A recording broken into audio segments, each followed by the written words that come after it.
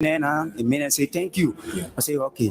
The man say, oh, where you going now? I say, oh, I'm going right car. So one of my friend called me. And the same man you going to now. Yeah, the same man. And the say one for you to go steal. No, yeah. So when I go to the man, he say clean the car. Then there are two now. In the Jeep. Then there are two. A big Debo. Yeah. Black DG. Photo G. Yeah. So when I clean the car now, air condition all inside. No, Papa, you can't wait for me to spin. I'll leave the water now. You can judge people. I just asking you a question. Sorry. You can judge people that can come here. No, I'm a journalist. I beg you. Sorry. You talk in the question. Can I say when I move from here, I'll free? Can I say when I move from here, I'll free? You said one talk again. I wanted to make a whole talk clear to you, but you double in the question. Hi, not looking, hi, you looking, hi, looking. Then you want force and no more word again. Why not be looking to the top? I'm not going to talk again. And said they call me to the office. I go explain. I think you explain to me that you come to get paid. You say you carry the tea to the man. After you carry the tea to the man, and you come now. So what next now? For me, I'll not there. Nobody, you getting very. You say asking you too much question. Hey, there's me things. Say make your egg and bread. You bring it. Okay, sorry. Now I say sorry now. Okay, sorry. If you okay, I will not ask you the question again. Okay, sorry. When I give you answer now, then you. Okay. Explain again. I'm not asking you no more question again. Okay, like why now? Go to school. The English say I name it English. Okay, sorry. I say sorry now. Sorry. See, Ali, you take time.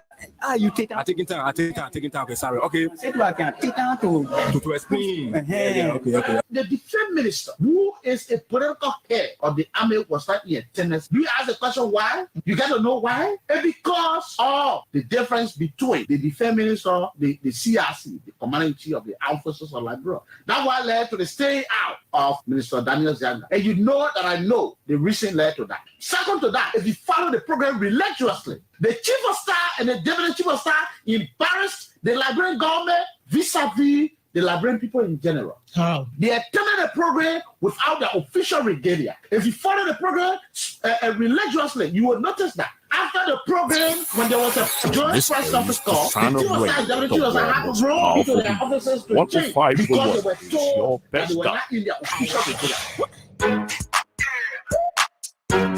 I like it.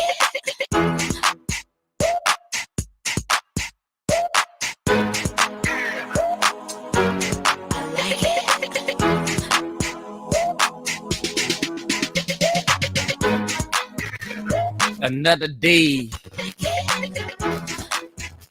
another song to sing.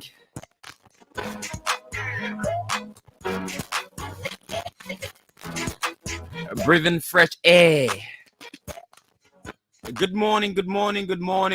Welcome to the Wednesday, April 5th edition of the Morning Breeze on ABC Radio 105.1.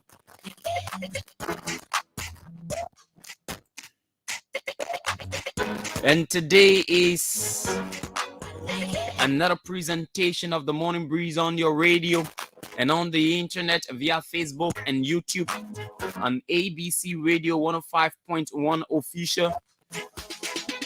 Welcome to the Morning Breeze.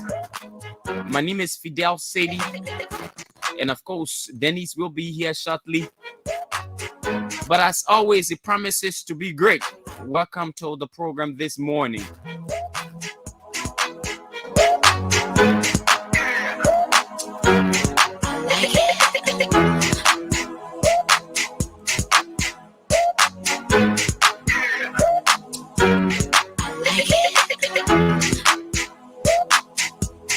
And so, as usual, we take our motivational quote, our African proverb, and then we give you our traffic alerts across the city.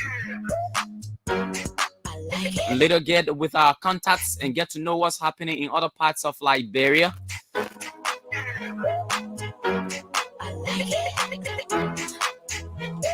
And after that, we entered our key discussion points this morning. As you may well know, the National Elections Commission and the collaborating political parties are before the full bench of the Supreme Court of Liberia.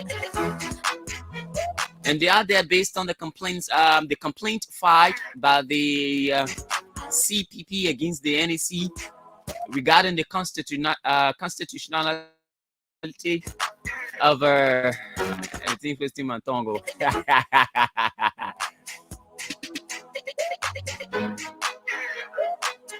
But it's more about how the constitutional nature of the ongoing biometric voter registration exercise being conducted by the NEC. According to the CPP, it is unconstitutional. But the NEC has contended, well, that their position remained the same. It is constitutional. And so we discussed that this morning. And the former vice president of Liberia, Joseph Wakai, on yesterday at the signing of the Farmington Declaration,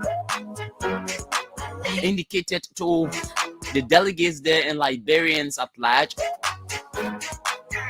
that the mere absence of violence during the 2023 elections is not the only barometer for measuring the transparency of the elections. We'll also be looking into that statement this morning. Then at 9 o'clock, we play host to the chairman of the People Liberation Party, Bernard Blue Benson, alias DJ Blue. He's be our guest on the program this morning at 9 o'clock. And so it promises to be great this morning. Invite a friend to listen along with you. Better still go to our Facebook page and search for ABC Radio Official, ABC Radio 105.1 Official. Like and follow our page and get out of the updates right here on ABC Radio 105.1, where we're bringing you beautiful, beautiful programmings on your radio. And so let's our motivational quote for this morning says, inspiration does exist, but it must be find you working. Again, inspiration does exist, but it must find you working. Yes, inspiration does exist, but it must find you working. You may have great ideas, but obviously great ideas do come from hard work and determination, and not just from the team air. And so that's what it means, that inspiration does exist, but it must find you working. And our African proverb for this morning says, a chick that will grow into a cock can be spotted the very day it hatches. A chick that will grow into a cock can be spotted the very day it hatches. And so it means you can easily foresee the future of something through the character and telltale signs it exhibits from today. So if you're a big good person, you will know from today. They say when the Christmas will be good, you will know from the Eve. And so those are our motivational quote and African proverb to set your day moving as you prepare for another bright day in all that you do in service to nation.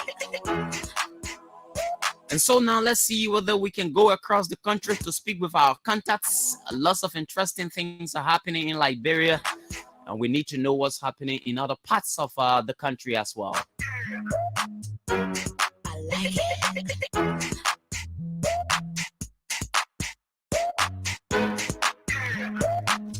But before then, let's recognize those watching us this morning. Zigo Rare said, good morning. I'm watching live from Battersville Estate. Thomas Tucker said, good morning, bro.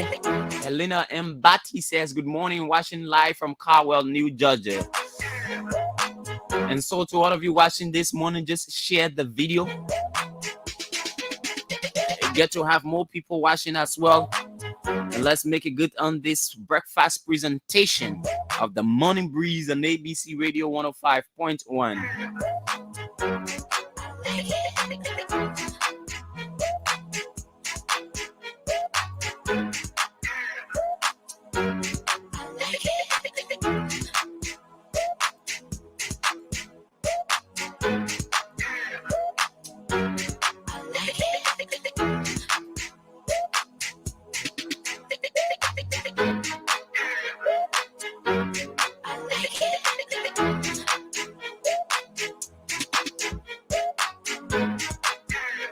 Okay, so let's run now to Grand Bassa County. Grand Bassa County, Buchanan City, where our man Prince J1 Blue.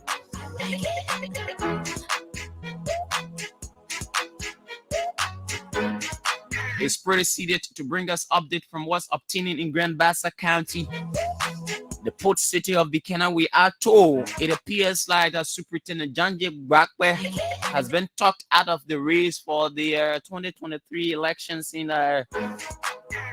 is it district number 2 or district number 3? But let's get to our man Prince Yukon J Wamplu in the port city of Buchanan. Good morning, Prince, and welcome to the Morning Breeze. Morning, Fidel, and good morning to the co-hosts and to the listeners of our ABC Radio. Now tell us, how is Buchanan City this morning? How is the weather like? Well, we're blessed this morning to begin the weather with a sun this morning. Commercial activities are ongoing. Yes, we have a better weather this morning here in Buchanan City. Okay, so fill us in exactly. What are you hearing about Superintendent Janje Bakwe's Janje Bakwe been talked out of the race for the representative seat in Grand Bassa County? So thank you. Following the rumors that we got, and as well as Superintendent Bakwe post and his communication with media team in Bassa yesterday, the first information is that the president, the report that President Weah is favoring, like we reported some time ago, the district number 2 representative west of the Grand Zone, the Chief Zone, Republic of Liberia, Zanzakawa West, Merikawa, in electoral district number 2.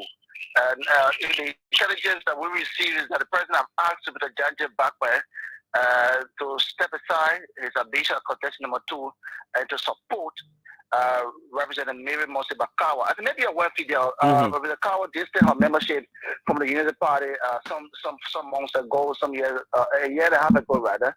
And then she had been supporting President Weah underground. It can be recalled that when President Weah was part of the country tour, he was able to say that Representative Mary Bakawa had always supported to his government, especially Southern bill in the interest of the Liberian people. So when the superintendent team got the news in district number 2, they went to the social media, also had a press conference where they were calling on the president if he want the people of district number 2 to campaign and vote for him. He need to accept that the Janje Bakwe status, the representative aspiring, and that be supported by the CDC rather than supporting a UPIS, somebody call it UPIS, which is for Representative Mary Kawa. And so later on, 2 hours later, Mr. Janje Bakwe wrote on his Facebook page, calling on all of his supporters in electoral district number 2 to remain calm. That the decision or the rumor that hearing is not bigger than the party. That was a statement on Facebook page. It's not bigger than the party. The party is above him, and so they should remain kind, and God will intervene. But as things stands, he wants for his supporter to remain kind. There is a serious issue. I mean, those who are not part of the CDC, those from Liberty Party, ANC, that are fanatic of Superintendent Janje Bakwe have greeted this news, this rumor news, as something that is against the CDC for Grand Bassa County. They want the CDC to recognize Superintendent Bakwe have been very instrumental in upkeeping the CDC morale in Grand Bassa County. And district number 2 should definitely be his slot and not to support Representative Mayor Kao. Okay, so as it is now, what are the supporters saying? What has been the reaction of some of those diehard supporters of Superintendent Bakwe? Yeah, most of them normally take the superintendent as well. During the press conference, Christian Phillip is the youth chairperson of Team Janje Bakwe electoral district number 2. He was clear about it that he is not supporting the Bakwe on the basis of party. They support the young people district number 2 support the basis of the Bakwe to form a district from a old lady district to consider it to a flourishing district because they believe the Bakwe is alive based upon what he has done there compared to the amount of years, the 12 years that the Miracle has stayed there. So the Bakwe is booming in terms of development. So they are saying that they want the superintendent to be the candidate, and there would be no way to accept any other president than that of Janje Bakwe. Now it seems to be a tricky issue. Now, does it appear? I mean, from your own reading of things, does it appear that like Janje Bakwe may give into the request allegedly made by the president? Fidel, that's something around that. We'll speak to that clearly by saying that the response for Sylvia Backman on Facebook is an indication that he may fall prey or he may buy to the mandate of this, because he said he always respected the mandate of the president. So by this time, with the news not a secret again, his all around opposition discussing it, including his team members.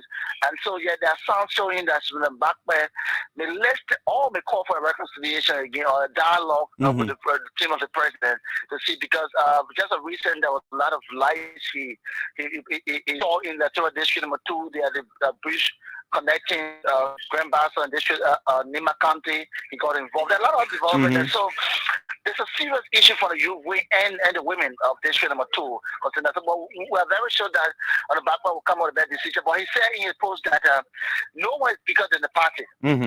No one is bigger than the party. For my sake, he said, for my sake, let it be recurrent. But no one is bigger than the party. The party remains supreme. So that's the number slogan of the CDC. The party remains supreme. So, but it's not that he's reading this with a very open heart. The news with open heart, because the entire recently he has been calling on God in most of the posts. The decision is going through. It's a serious one. He prayed that God can begin to do. Yes. So we just hope to see that the superintendent can make the best decision. But since then, he's still supporting the president's idea on a Saturday basis. Okay. Thank you so much, Prince. It was nice having you on the program this morning.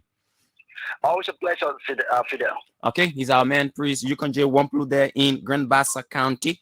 Well, Superintendent Janje Bape, it's been reported that he has been talked out of the race for the representative seat of District number 2 in Grand Bassa County. Mary Kawana is pushing for the 3rd term as representative of the county.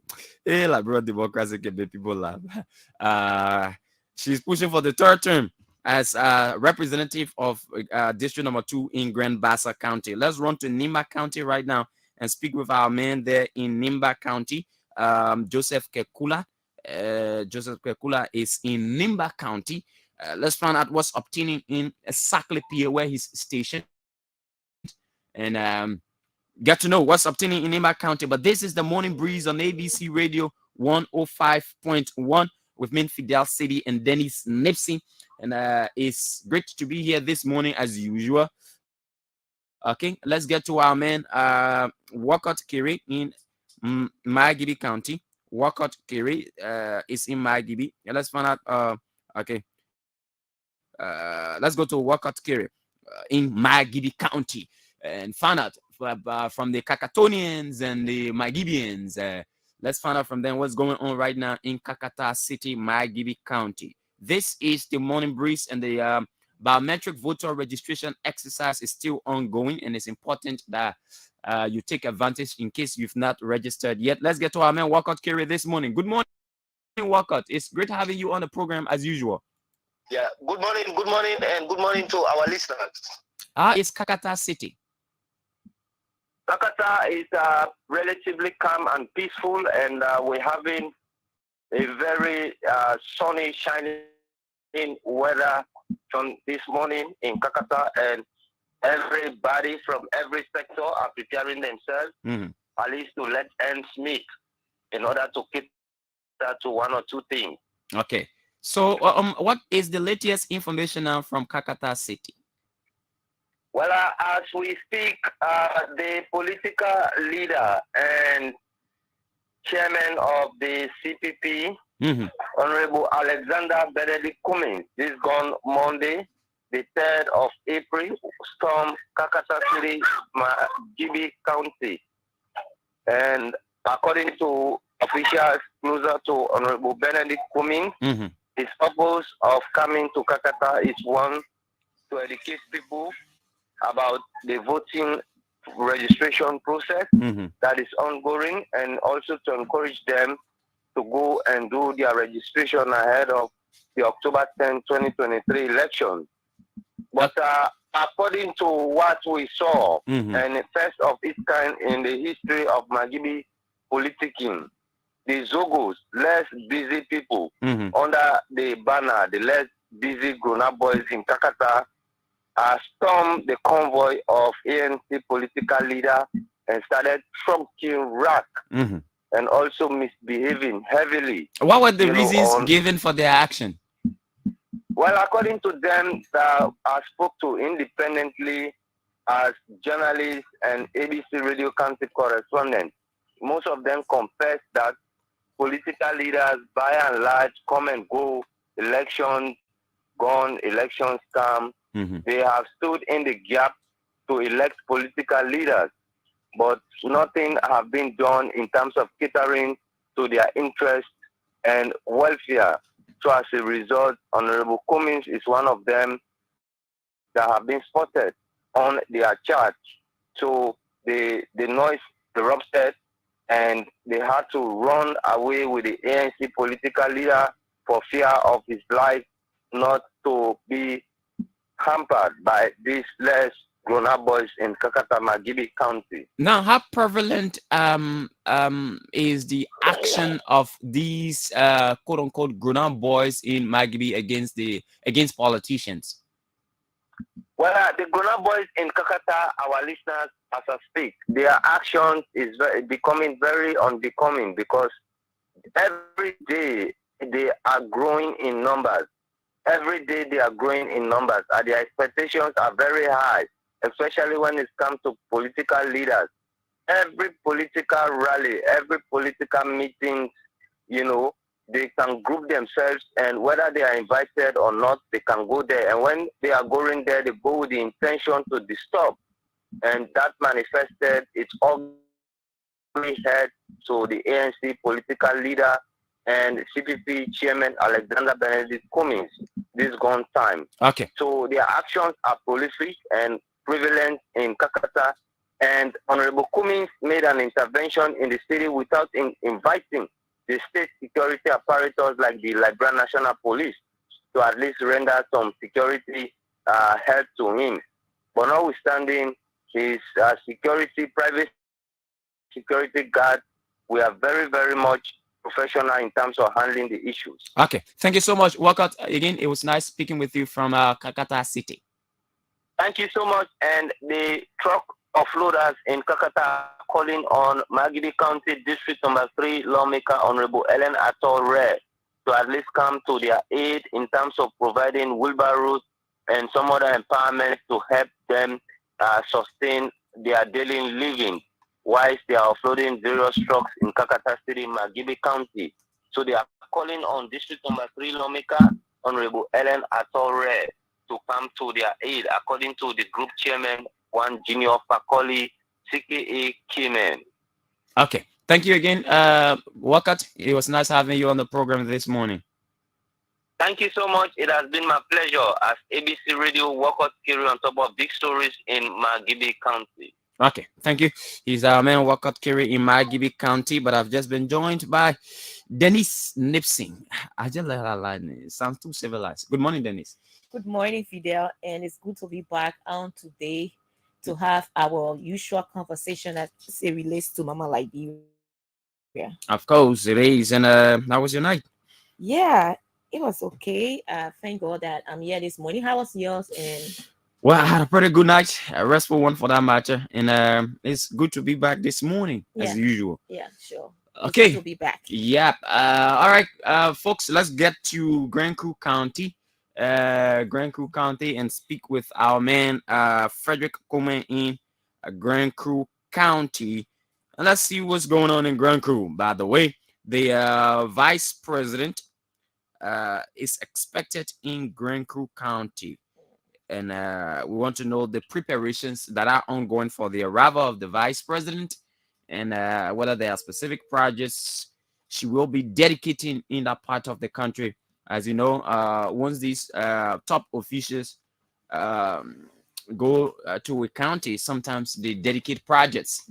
And so we want to know whether there are projects that will be dedicated by the vice president and what's the aim of a visit in the county. Our man Frederick Kume is on the line from Grand Coup County. Good morning, Frederick. Good morning, and good morning to the people of Liberia. I'm glad to be on your program. You sound very energetic this morning. Sure, yes. You know, the atmosphere is very good this morning. And everything is looking fine in Grand Crew here. Okay, good to have you. Now tell us, what's the latest news? The vice president is expected in Grand Crew. Yeah, so the Vice President of the Republic of Liberia, Chief Dr. Joe Howard Taylor, is expected to be in Grand Crew on the 7th of April 2023. And however, in Grand Crew County, her pending visit has claimed the attention of citizens that all of the line administration in the county has begun preparation to making sure that the Vice President is received in the county, and now she will be visiting. Oh, don't tell me, boy. I hope it's not what I'm thinking. Well, I thought about it. I hope it's not what I'm thinking. But see whether you can establish contact with Frederick on that side. But he said preparations are underway.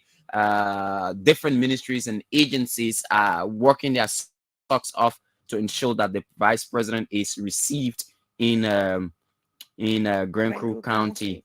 All right. Denise is trying to establish contact with Frederick as soon she does. Of course, we'll get in contact with Frederick. Well, it's not what I fear. Apparently, okay. Apparently, Frederick's phone. Are you calling him? I'm trying. Okay. So Denise is trying to get in contact with Frederick on the line. This is the Morning Breeze on ABC Radio 105.1, and again, we are here this morning to provide you breakfast. I know we say some uncomfortable things, but always it's good to start these conversations. I mean, all right. So our man Frederick is back on the line. Frederick, again, welcome back. You were in speech. Yeah, so thank you.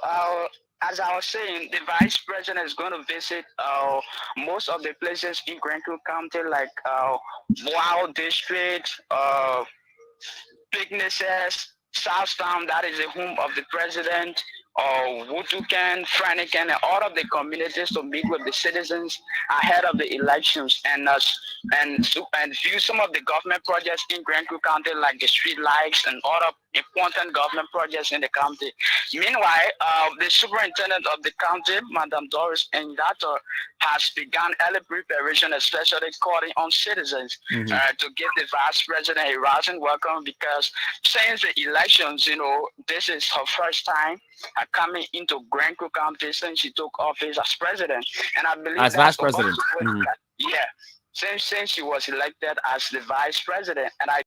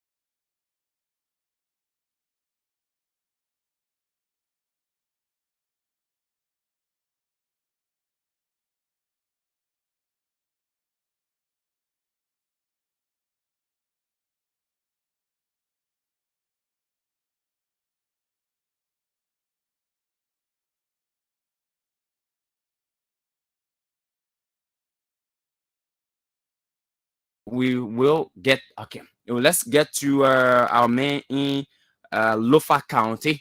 Lofa County is Samuel Boley. Samuel Boley is in Lofa County. Let's hear what's obtaining in Lofa right now this morning on the Morning Breeze on ABC Radio. But Denise, Frederick said it's the first time the vice president is going to Grand Crew.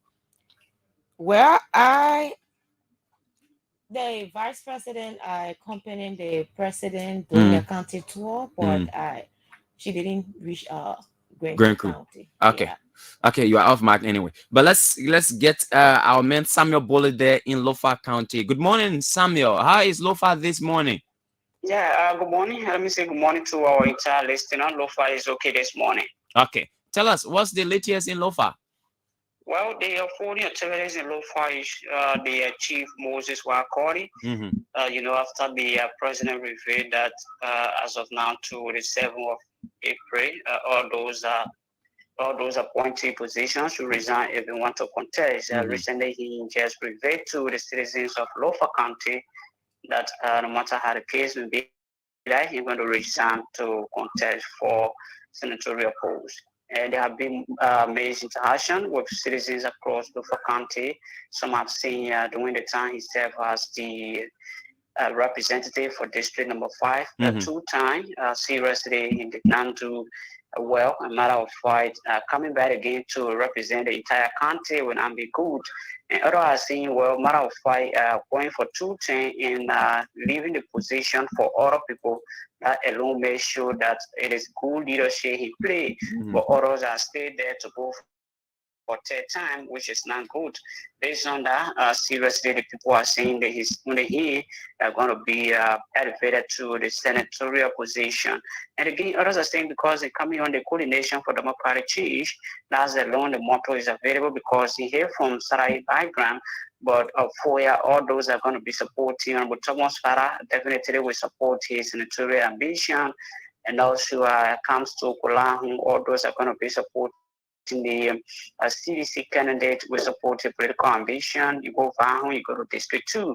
They are sitting where you have more force than Unity Party candidate because it is serious concern now between Senator Zago and that of the former Superintendent Karapwa Kotumai. So the bottom line is he's intending to resign. He has not resigned yet. Yeah, he has not resigned. People are questioning him when he's going to resign. He says seriously before the 7th, he's going to resign. Okay. Thank you so much, Samuel. Again, it's good to have you on the program. All right, thank you, and I'm always available. Okay, he's our man, Samuel Bole there in Lofa County. And we fly. Where else again, Dennis? Where are we going? Let's go. No. Let's go to, of course, let's go to Bong County and find out what's happening in Bong with our man Nathan Colley. Let's see whether Nathan is on this morning. Let's find out what's happening in that's Bong County, the central part of Liberia, with our man Nathan Colley in Bong County. When we come from Bong, where else do we go? Dennis, you providing direction for us the morning. Oh, the morning breeze on your radio. We need some hot coffee in here. I mean, the place is cold. Coozing, yeah. So our man Nathan Colley is in Bong County. Nathan is on the line. Let's get him through this morning on the morning breeze on ABC Radio. Nathan, good morning. How is Bong County this morning? Yeah, good morning. Weather in Bong County is relatively calm this morning. Okay. Now, how is the weather like? The weather is quite friendly this morning as I see the normal activities going on. We have a very friendly weather this morning. That's good. That's good. Now, what is the latest that we need to know from Bong County? Well, during the weekend, the Bong County Sports Steering Committee finally presented or final report to the office of the superintendent and Madam over the weekend. And during the process, the chairperson for the county sports steering committee, Mr. Geoffrey Mora, claimed that the county did not formally provide financial support to the team due to the quarry placed on the budget of the county team by the form of way through donations and sponsors from the United States to form part of the process. Okay, so they are saying that they did not take money from the county's coffers. Instead, they sought sponsorship from others from overseas in order to sponsor the county. Yeah, well, people from the United States of America and some sons and daughters, including some sponsors, are funded the project. So during the report, Chairman Geoffrey Mora named the steering station of 2 pre-designated tournaments put league from the 2020. So all of these tournaments they have the city league before the main tournament they have the district, they have the community league before the main tournament, and the total amount he reported was 69,000 $6 were raised from the partners and assessing and later expanded to the team during the tournament. Okay, has there been any contention regarding this report? Yeah, series of people have been saying that because according to men, among the total money they received and the county technician, I say they still holding the county technician as the total amount that according to the report. Okay, sorry, we have to let you go, Nathan. Your line is bad, too bad. We have to let you go. But then it's well, I mean, different reports from across the country. But the good thing is, I think the biometric voter registration exercise is still going on good, and that's something we're very happy about. Even though the CPP has a contention with just the race before the Supreme Court of Liberia, and I think it's okay that when we have these issues, the first place for us to run is the court. I mean, let the court be able to adjudicate these cases, and then we find a way forward. So that's good for the CPP. But yesterday, Dennis, we received news of the resignation of two persons, development superintendent, right? Yeah. And Grangida County, and someone else. Mayor Harper, Mayor. Okay. Blessing Jesse last name. Yeah. Okay. So we are aware of two persons that have resigned so far. Sure. And we are awaiting more resignations. As far as we know, from what we are seeing, there are lots of people in government that will be contesting in these elections. And the president's executive order has to be abided by. And we are hoping that those who have these appointed positions, because the essence of that executive order, firstly, the essence of the code of conduct, which appears non-existent now, even though it is a law, and those are the things that are undermining the fabric of our democracy. When we have laws on the books and those laws are not obeyed, they are not followed to the letter, then we have a serious problem with our democracy. And a violation of a single law is a violation of the entire constitution. Sure. And people have to realize that. So the executive order as issued by the president mandates those who are appointed by him, the president, to resign on or before the 7th of April. And the 7th of April will be Friday, right? Sure. If I'm right. Friday, your birthday. Sure, yeah. my birthday. So, I don't know why I did delaying like that. You know, there has been an executive order that you should follow, but I don't know, people are still waiting for the last day before they will start to send in their resignation. By this time, we should be receiving a lot, because there are a lot of people who, you know, are contesting or have planned intent to contest. So by this time, they should be sending in a resignation. So we look up to those who be, you know, aspirants and those wanting to contest, to ensure that they can resign as per the executive order that was given. So we look forward to that. And as it is now, it's only from the county development superintendent and then the mayor. County mayor, it's a mayor of Harper. I mean, So technically speaking, sorry, those are low-level positions. I mean, we need to see, for example, Moses Colley resigning. Yeah.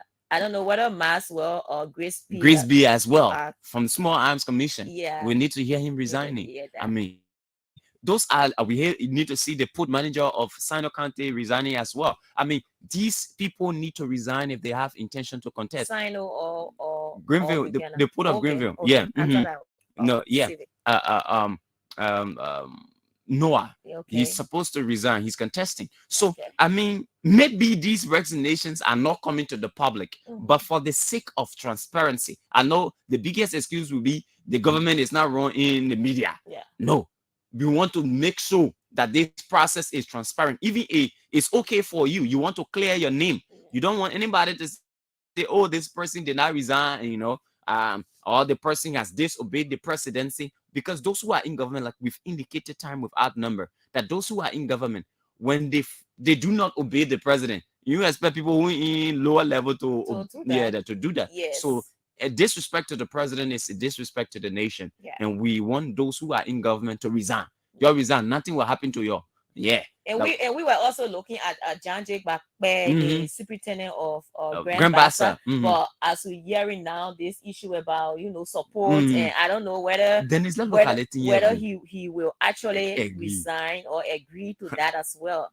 Yeah. You contesting in a particular district, and you've invested so much in that district, and at the 11th hour, because I consider this time as the 11th hour, you are talked out of your aspiration of representing your people. What kind of reaction will you have, I mean, at that point in time? Meaning the case with Janjik Bakpe. Yeah, and like you said, in the 11th hour, right? And it's something that I don't know. But, guys come in here. There's something unusual. I don't know why would that happen at this point in time? And during the county tour, I was part of the county tour, and I saw the interaction with Mary Kawa and Janjik Bakpe. The way the connection was there, and people were saying, "Oh yes," and she was like presenting him now as the next, her successor. So it was seen like that. Though she has done some work on her own as it relates to the road work in her county and things like that. But the way she portrayed Janjik Bakpe, everyone saw like, oh, this lady is now, making Janjik Bakpe to be the next representative of that district. But now the news about perhaps the president is asking, right? Is asking whether he can, give time to Mary Kawa to as the consensus candidate to carry on the work there in the district. Is something that this is why at times you have people perhaps going as independent candidate, because looking at the level of work you have done, invested your time connecting with your people, because you feel that you have that ambition. And at 11 hour of the year, someone say, no, we're not going to take you, we want you to support this person. This is the person we're going to support. So with that, there are too many, thinking in that. And someone might say, yes, I will go as independent and test the water to see whether I will be successful. So we look forward to see what really, will happen as it relates to that, whether Janjik Bakpe will give in and, as it relates perhaps to party mandate, or he will go as independent. But no matter what, perhaps he still has a chance in the future to contest that district. So okay, so we've gotten news that the Harport District Township Commissioner has also resigned. We need to get the name of these the names of these individuals. Okay, yeah, we need to get that name. But Janje is in a tricky situation, Denise. He's in a tricky situation in that he has invested, and considering him being a party disciplined individual, where that mandate to come from the president regarding his position, I mean, resign, I mean, holding on to the superintendent position, and waiting for or fronting for Mary Kawa, Representative Mary Kawa, I think he will obey. I see him as obliging to the request of the president, because he is a party disciplined person. I've known him for that, and I do not see him going against the interest of the president, who in this case happens to be Mary Kawa. And considering the relationship that Mary Kawa shares with the president, and what her husband as well shares with the president, that's the politics being played. If it is so, because knowing the traditional people, there's a need to have them around and their own quest as it relates to their chairman wife and all of that. Too many politics. So that's it right there. So we expect more of these people who are appointed by the president to resign, because they should, and the president has mandated that. In instances where they are holding on, it means they've been spoken to by the president to hold on to their positions and do not contest in the elections. But whichever way it is, we expect them to be responsible, because we run a responsible system.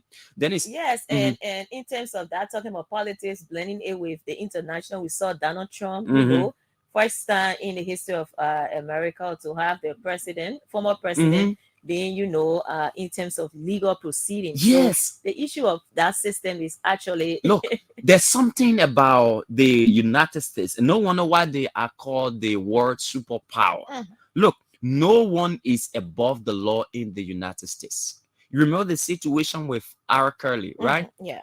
R. Kelly is serving what I would call lifetime imprisonment because of acts he committed years ago. Now, if a system disregards the status of an individual and subjects that person to the law, it means that system is very strong. Very strong. A man like Donald Trump, who had thought that Donald Trump will be arrested. Yeah. It kind of like someone might see it like, a way of trying to restrain him. He has an ambition as well to contest. Yes, it's almost similar thing, almost like the CPP tampering case where you had the former vice president and now Alexander Kumi as well, going to court, and all of that is situation as it relates to the election and all of that. So I mean, Denise, to have a former president of the United States of America being arrested, it means a lot. It says a lot about the people's justice system. Yeah. I mean, how they are blind to individual status. No, the law is the law. And I believe, I've always said this, Denise, that the strength of our democracy is measured by our justice system. The stability that we experience in our country in a long period of time is dependent on the independence of our justice system. If our justice system is susceptible to being entered and turned around, and played around, and politicians are able to swindle their way within our justice system, our democracy will be very, very weak. And people do not see themselves as being responsible to the people, accountable to the people, because of our justice system. So you see, America has done something great, and maybe somebody will easily reference, and they arrested Judy Bryant and put in jail, and they saying to court and what have you. Look, I mean, something that is not hashed in any political inclination. That is something we want to see. Something that is not politically motivated, but clearly it's on the basis of the law. And like you said, people may argue that they don't want Donald Trump to contest that because they know he's popular.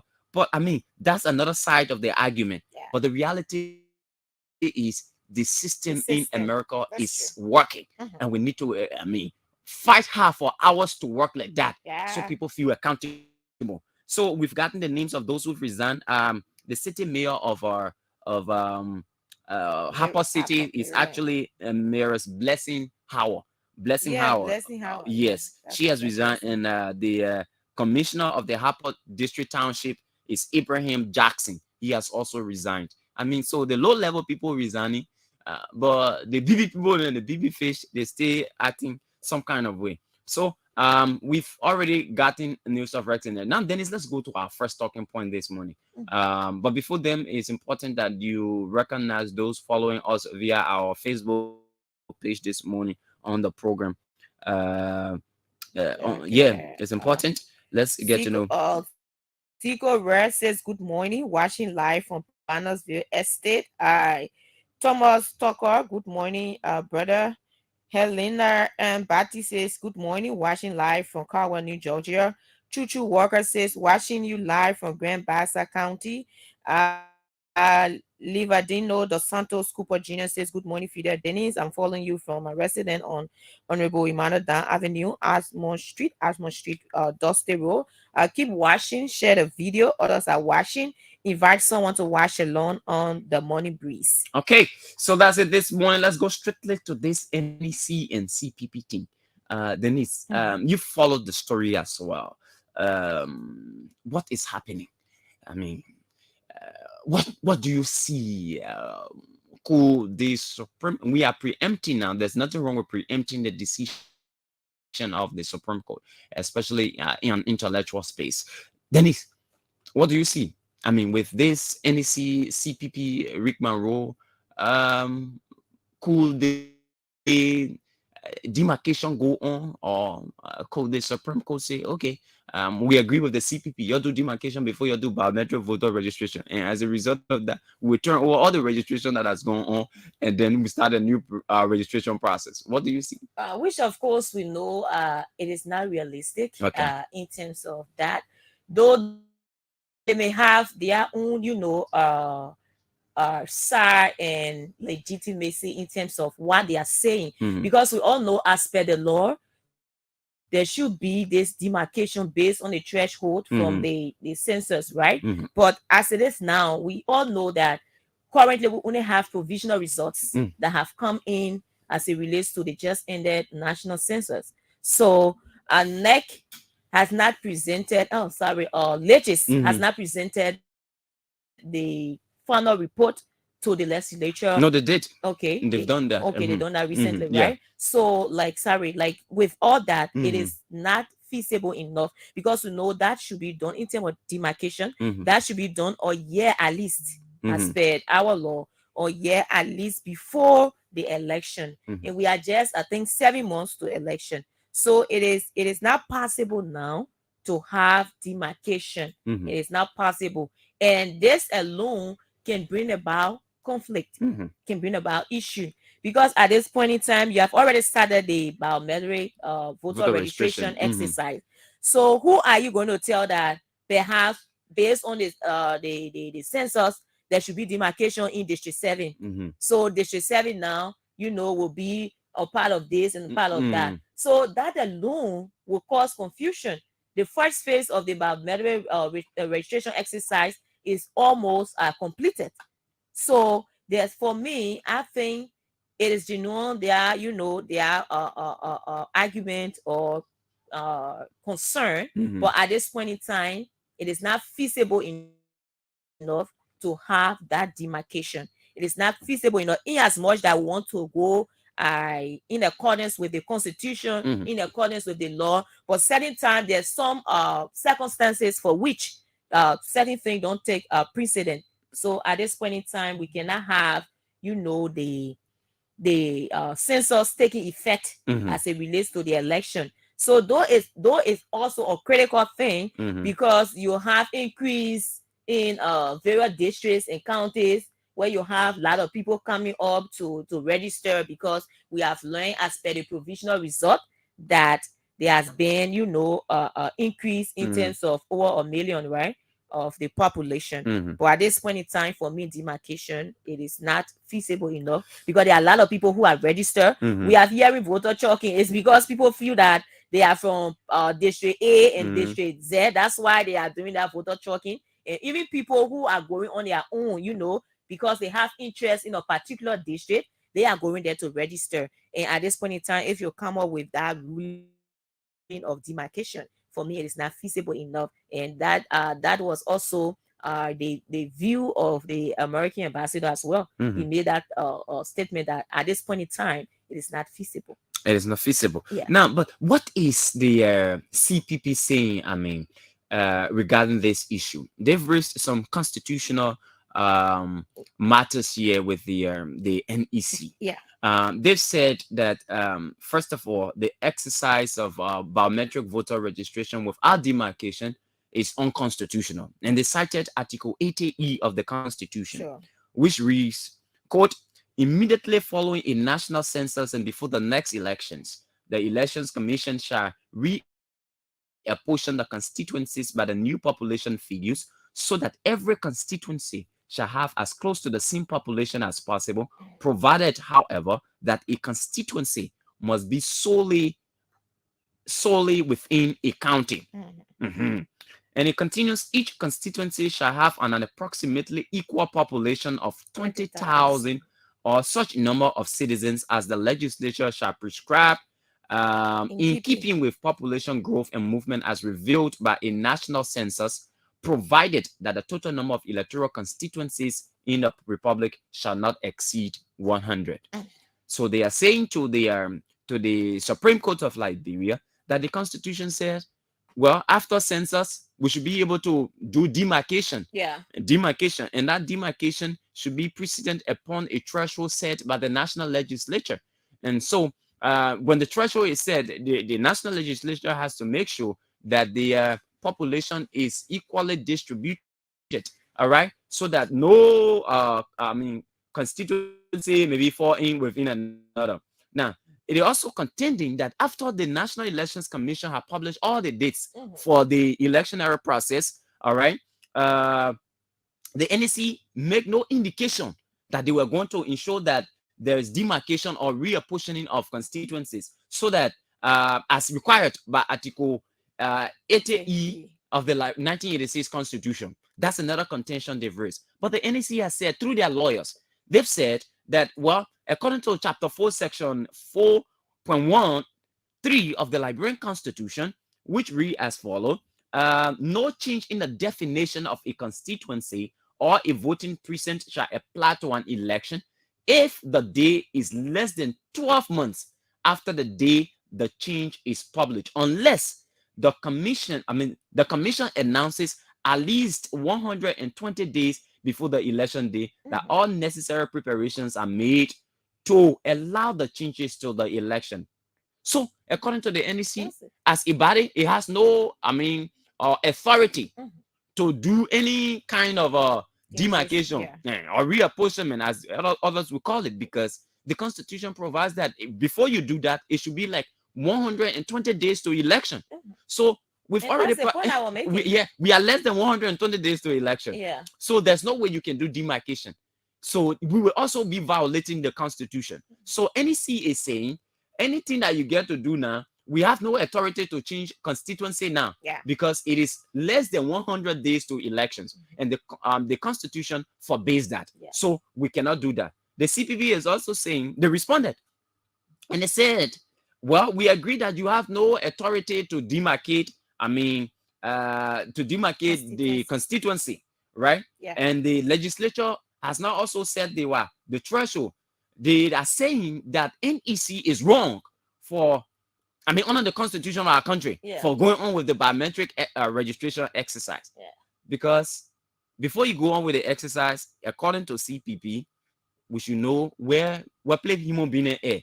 If Miripur is in constituency 1, Miripur there, she has to know that she's there. Then that can only be known through the demarcation process, which they are still contending did not happen. And as a result of that, the action of the NEC is unconstitutional. But the NEC also responded in that vein and said, well, the Article 80 of the Constitution gives the power to the legislature to prescribe a population and constituency threshold. That power not in the purview of NEC. So if anything, the people that you should be having problem with are who? The legislature, and not the NEC. But the NEC cannot stop doing her work because the legislature did not do her work.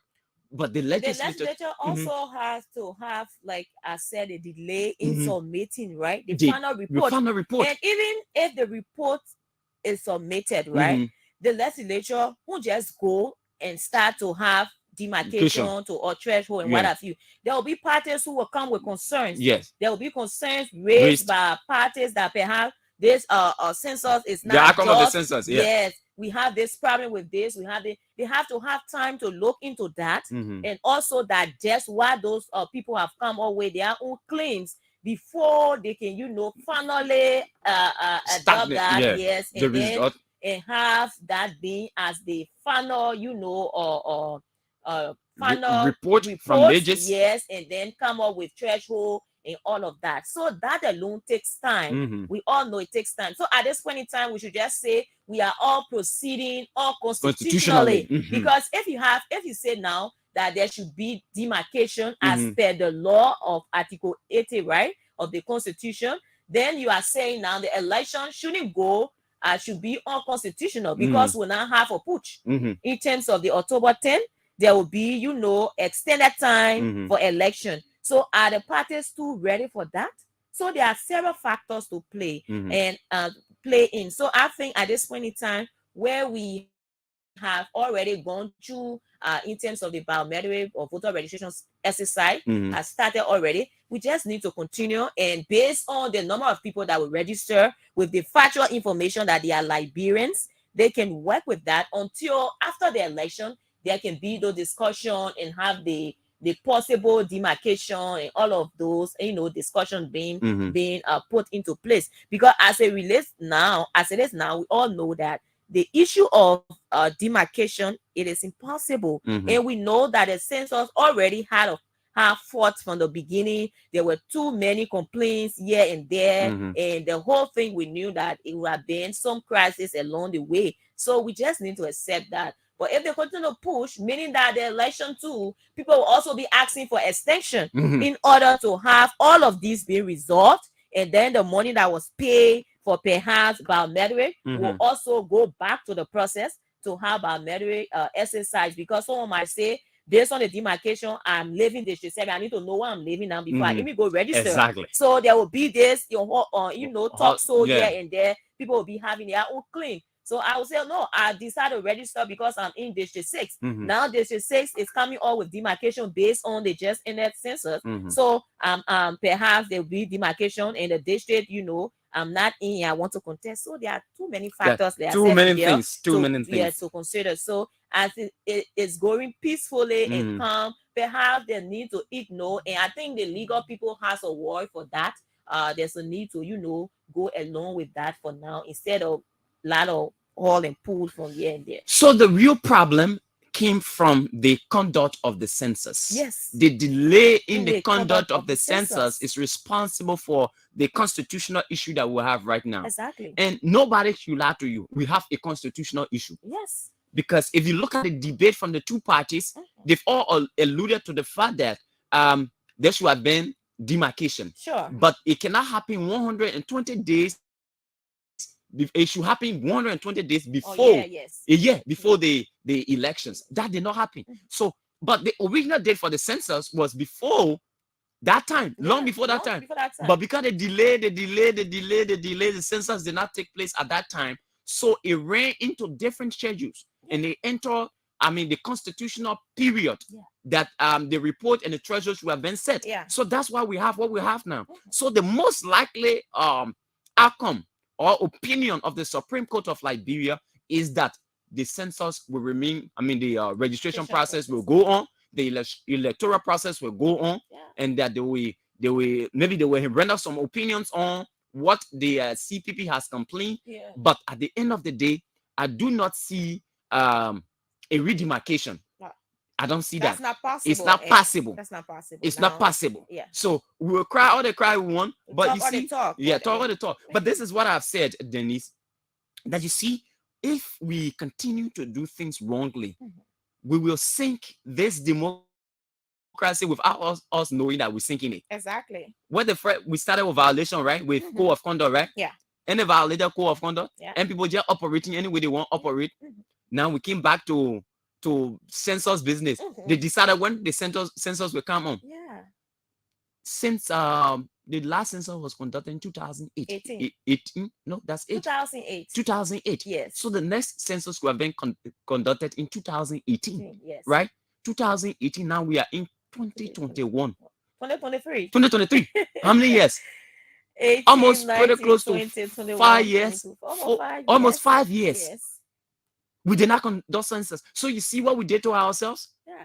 If we had conducted census in 2018, it means we would have had the result, and the legislature will have set a threshold since 2018. And the government then just came in. There were constraints, but there's a constitutional provision that says we should conduct census 10 years after every 10 years. Every 10 years we should conduct census. So regardless of what was happening, the government needed to have done so. Even if the government did not do it in 2018, it was feasible for her to have done that in 2019 or 2020. But then we will have had the results. The legislature will have set a threshold, and we wouldn't be having this rigmarole we are having right now. But clearly, we will not do a reapportionment or demarcation of our constituencies because we do not have the time, and the Constitution does not provide that. So that's the situation we're in. That's the situation. And everything we do has a foundation that generates into what we experience. And like you said, from the conduct of the census from 2018 to now, and everything just around those who are responsible to do that. And we will always say this, and the issue of Samuel 12 will always play in everything that we talk about. Being, I think sharing a bowl, leches, and all of that. He has been in the know of everything. The partners gave their own share of money, but the delay. Government on the side. So all of that play, and the issue of corruption. People wants to take what doesn't belong to them. They want to money that is meant for a certain thing. They take it and put it on the other side. And these are all of the things that are causing now. This is the impact of it. And we all should, manage at this point in time, because we don't want to be running into too many constitutional crises and too many confusion here and there. Because there have been resources that have been put into the biometric voter registration exercise. So if you come up with demarcation, people will start to agitate and say, no, where they put me in. And I tell you for one fact, there was someone who called me during the time of the registration when it started, because they know I'm a journalist, and they were like asking me, so Dennis, how is it going to be with the other area? People are afraid to go register because they are hearing that there will be demarcation at some point in time. So they don't want to go register in district Z. And when the demarcation takes place, then they find themselves in B. So they were like confused and things like that. So I don't know, you people just go on, because the process has already started. So you cannot say you will hold back, because the demarcation thing is not even, I don't think it is possible. It runs into the mind of Liberians when things are not done the rightful way. And it's important as government, it's important as official, when you are placed at a place to do your work, do it properly, because there are trickle-down effect to what you do. If you don't do it properly, there will be other people who will be injured as per that decision that you take. So the need for people to exercise the rightful, constitutional mandate, it is important. Do not lay eye on it. Do not play to say, oh no, I'm not concerned about that. There are people who are watching and will always come to counter these things. Exactly. So again, it is a problem. And let's tie in with the statement made by Ambassador Joseph Boakai on yesterday. And when he said he believes, and he's reminding the National Elections Commission and our development partners that the absence of violence from our electoral process, right, is not the only thing that will guarantee a satisfactory elections. And there are some points that he raised, Denise, and I want you to highlight those points that he raised regarding the processes that lead to elections. Like we've said now, the census. See where we are now with this whole census thing. See where they are. See where Samuel 12 has placed us. Look, let me say this to you, my people. We have a fundamental problem in our country. And in this government, to be specific. And one of the fundamental problems that this government has is the individual called Minister Samuel 12. And you will not recognize it because he's a very sweet talker. But there are litany of issues that point to how Mr. 12 has handled the affairs of this country. For example, the Leges situation. He is the bull of Leges. There's this allegation of corruption that came, regarding officials of Leges. What did they do? Wilma Smith only resigned. Wilma Smith should have been investigated by different bodies that are responsible to handle corruption issues in our country. The Liberia Anti-Corruption Commission, the General Auditing Commission. After messing the entire process, an entire country comes to a standstill because of the alleged action of certain individuals. But those individuals are not held to account. Now, you stagnate the country. We go into this hellable, constitutional hula baloo. Here we are. Because Minister Samuel 12 is interested in protecting a certain individual. Why everything this man touches turns to mess? Why? He's smart, very smart indeed. But for some reason, I don't know whether it's based on politics, everything he touches turns to something else. And this is very serious. You cannot have a country like Liberia with the man who's controlling. He is the chairman of the technical economic management team. He is the chair of the board of Leges. The two teams, mop-up exercise became a big mess. Leges census became a big mess. He is the chief. I can't understand, Denise. What is wrong with this country? What is wrong with us? What is wrong with people like Minister Samuel 12? We just need to others there. Yeah, a lot of issues. Yeah, a lot of issues there. The economic management team that he has did a mop-up exercise that became a mess. The government lost a lot of money, millions of dollars, because of his supervision. Now, the only excuse you could get that the Central Bank of Liberia handling, but you are supervising, for Christ's sake. Yeah. As the Minister of Finance, you are supervising. Here is Legis again. Legis has turned to a mess. The results are being questioned. I mean, these are the things. Look, and when you are consumed by politics, and then your ego gets a better of you, the tendency for you to do the wrong thing is always there. And this is what we have at hand. The real menace that's confronting this administration is Samuel Tue. He is the menace that is confronting this country. Every decision that has to do with the finances of this country is made by Samuel Tue. Yeah. And when an individual is arrogant and has no space to tolerate views from other professionals, this is what you have at hand. Yes. We've had two great messes in this country as a result of the decision he has made as Minister of Finance, chairman of the TMT, chairman of Legis. This is what we have at hand. And Vice President, the former Vice President, is saying this, that our election cannot only be based on being free and non-violent. Yeah. That's not the only thing. We should also place concentration on a lot of other issues. The processes that lead to election. Look, the election is not violent on the day of election. There is a build-up of tension as a result of the processes that lead to election. Sure. And that is why what our people have to recognize right now, that you have to make sure that these things are done so that the government does not look like they are doing something to create fraud in the process that will give her undue advantage over other political parties that are contesting in the elections. Yeah. That is what has to happen. And that is a responsible behavior.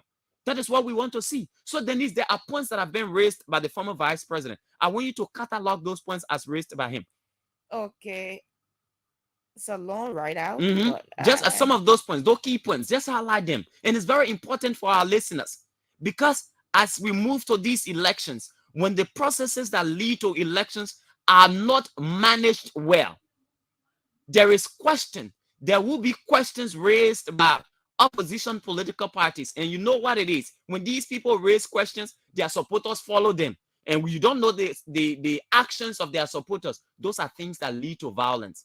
And this must be recognized. So I begin with this part. He said the National Elections Commission is not the only institution involved with our elections. It is also critical to mention the role of the judiciary in expeditiously and lawfully concluding elections disputes to ensure peaceful elections and discourage violence.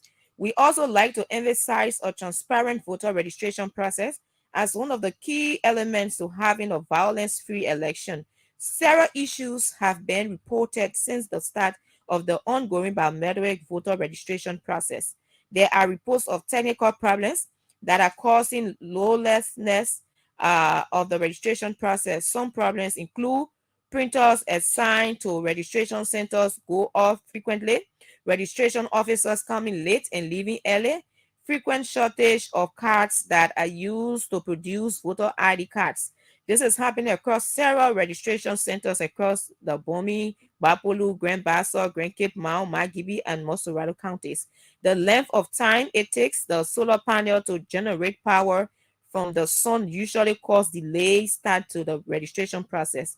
The above factors are leading to long stay in queues without registration of people who want to register and participate in the determination of the next leadership of the country. Some have even hinted that they are tired and may not go to registration centers again. This, in our opinion, is discriminating against the voters. Voter choking, that's the area, right? Voters choking, we have seen financially induced voter choking from other districts or counties to another in the interest of particular aspirants. These incidents are particularly prominent in District 10, Mosorado, and Grand Cape Mount. In Cape Mount, the UP has observed with the choking of Sierra Leoneans from across the borders by businessman Idrissa Masale, who is believed to be a supporter of the CDC. We are told by executives of our party from Cape Mount that this has led to violence in Jejua, Mano River, Bambala, and Tenin between those that are choking people from Sierra Leone and those attempting to put stop to such violation of such laws. As we pen our signatures on this Farmington River Declaration that will commit us to non-violent, free, fair, and transparent legislative and presidential elections, we call on the National Elections Commission to consider extending the registration process in the first 6 counties. This is intended to make up for the delays and technical problems that have led to many and not being able to register. Not doing so will be an act of deliberately disenfranchising Liberian citizens from participating in the elections. Lastly, let us understand that while ensuring the elections are violence-free simply because the people want to be in peace and harmony, some of those elections have produced inefficient leadership that are undermining the stability and development of the country. It is important henceforth for us to stress the need to monitor those indicators that who undermine the credibility of the elections as well as those that would trigger violence. Liberia is now on the threshold of a new democratic order, having had a positive transition, and we are determined to accelerate another peaceful transition free of violence. We are committed to a credible, free, and fair process, and I repeat, credible, free, fair, and transparent process. That's Joseph Boakai, former vice president. Dennis, the only thing we've not said here is the recommendation made by the former vice president for the extension of the biometric voter registration exercise. That is the only thing we've not said here. The rest of those things stated by the vice president, we've said them here. We've spoken against voter stalking. We've indicated how the materials being used by the National Elections Commission are faulty, because I had a personal experience. The panel went off to charge it our wall. The computer started defaulting, the printer as well. They couldn't print ID card. Couldn't print cards. So these are problems. Now, this is happening in and around Monserrato County. Around here, it's happening. What happens if that is moved to these hard to reach places? You take one printer there, you carry there, one laptop, you start giving complaint. How do you make up for the days that will be lost as a result of the defaults on those equipment? What do you do? What would the National Elections Commission do? So the former vice president is indicating, and this is something we've said here. Look, what we do here is we have the interests of this country at heart, and we believe when the process that lead to election has hitches, it means the entire on the day of polling we experience those same hitches. So the intent of the biometric registration exercise is to ensure that those who are eligible to vote are registered. Now, and before you go on, before that part I read, another point he raised here, he says since there's the assumption of leadership by President Weah and the CDC, we have witnessed several by-elections that have been marred by violence. Why on her campaign launched on November 17, 2018, the UP candidate in the by-election to replace Representative Sir Joseph of District 13, Konina Cooper Tokpami, was violently attacked by people believed to have been partisans of the CDC. Many were wounded in that violent incident. Similarly, on August 17, 2019, the Tila Ure campaign in the District 15 by-election to replace the late Honorable Adolph Lawrence was attacked by opposing sides. This time, the attackers targeted Tila's personal vehicle in an attempt to hurt her and burn the vehicle she was riding. Those who carried out the planned attack wounded some of Tila's supporters. All this was an attempt to instill fear in the supporters of Tila. The 2020 special senatorial election in Bapolu was also marred by violence. It has become a common practice in Liberia not to investigate electoral violence. Hence, no investigation was commissioned into any of these violent incidents, and were all left to slide under the umbrella of impunity. We still have the perpetrators roaming in the streets, freely waiting for future orders to commit electoral violence repeatedly. You see there? Yeah. So it has to do with the justice system. Yeah. So we can have a process that does not accord, justice to those who are victims of violent actions from opposing parties. Yeah. Now, this does not have to do only with the CDC. Yeah. It has to do with all the parties that are involved in these elections. Yeah. Now, there were cases, as mentioned by the former vice president. Have those cases been investigated? Where are the perpetrators? Yeah.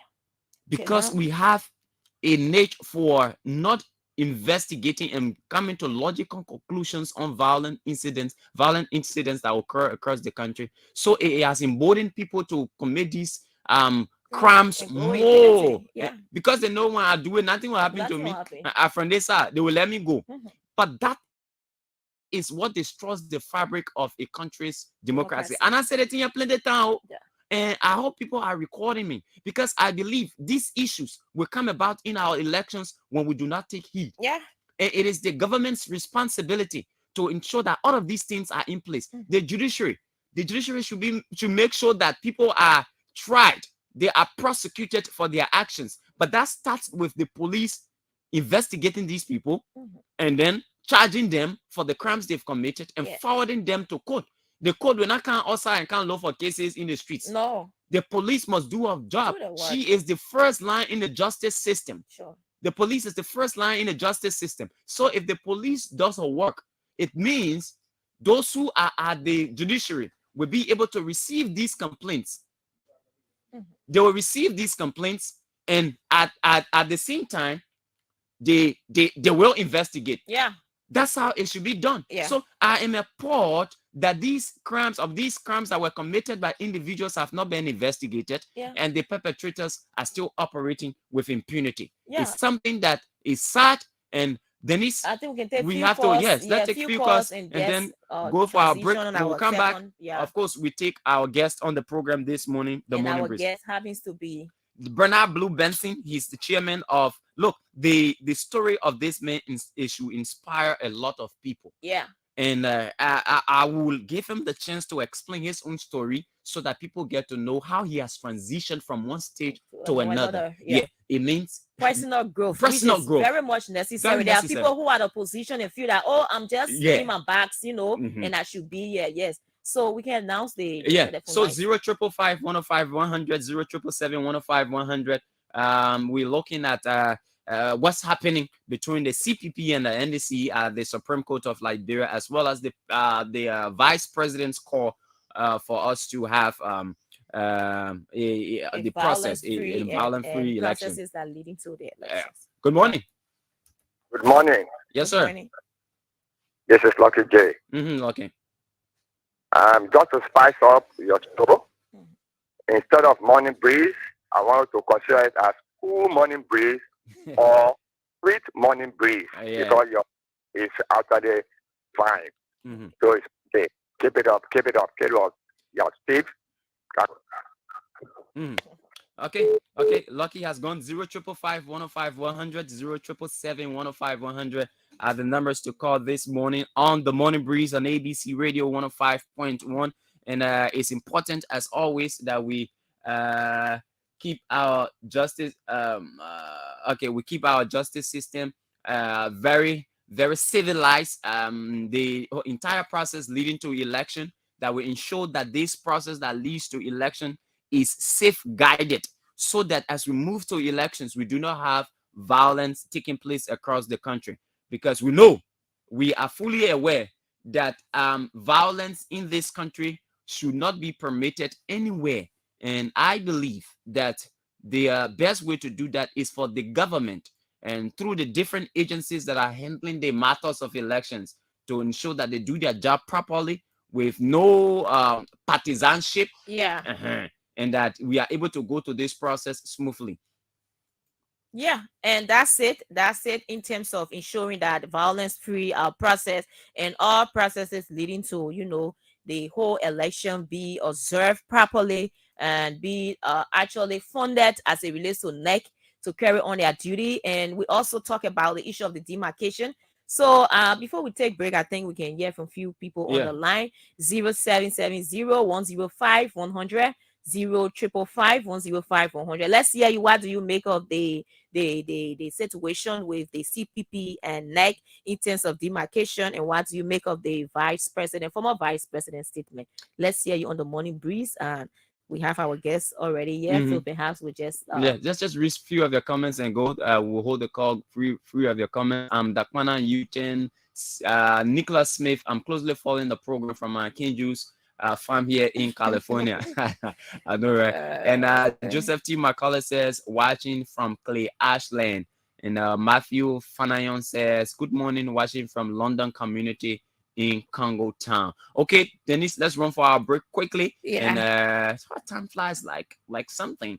Let's run for our break quickly. When we come back, we take Bernard Blue Benson, and he's a villain, by the way. We share a lot of commonality. Let's take our break and be back on the program.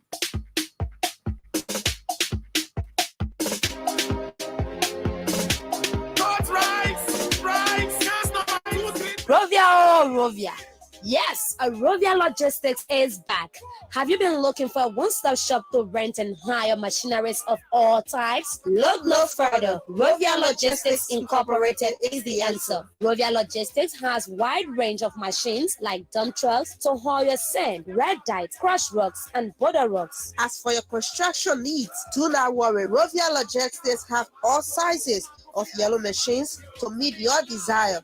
They have machines like bulldozers, compactors, excavators, forest machines, backhoes, and many more. The interesting part is you get to hire them hourly, daily, or monthly. And that's not all. They also rent pickups of all types like Toyota Tacoma, Nissan Frontiers, Ford F-250, and they are equipped with all-wheel drive options for bad road conditions. Locate Rovia Logistics Incorporated right at the corner of McDonough and Kerry Streets on the Kakata Highway, Copper Farm area in Fendel, around the University of Liberia campus, or locate our head office on Randall Street. Contact Rovia Logistics and cell numbers 0777-874-231 or 0888-726-172.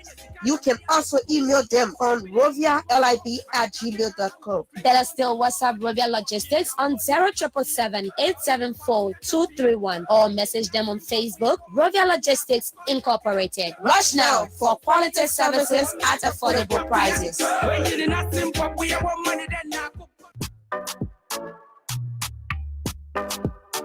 Bokonjida Group of Companies, a 100% Liberian-owned company with over 20 years of experience, is the name that stands tall in the microfinance, construction, and general services industries.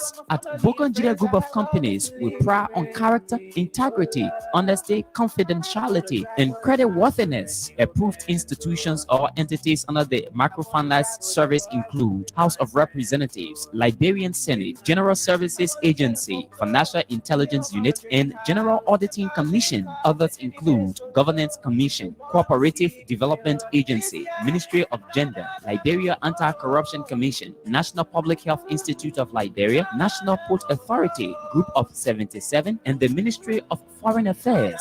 Our construction services include the construction of residential and commercial buildings, while the general services include apartment renter, apartment for lease, furnished apartments for short stay, general printing services, and a yard with swimming pool to host events. Bokonjida Group of Companies is located on Capitol Hill in Monrovia. For more information, call us on cell numbers 0770-520-958 or 0777-017-603, or better still 0886-622-559, or email us at bokonjida@gmail.com. Bokonjida Group of Companies. Nunde. Wanna see all my people progress.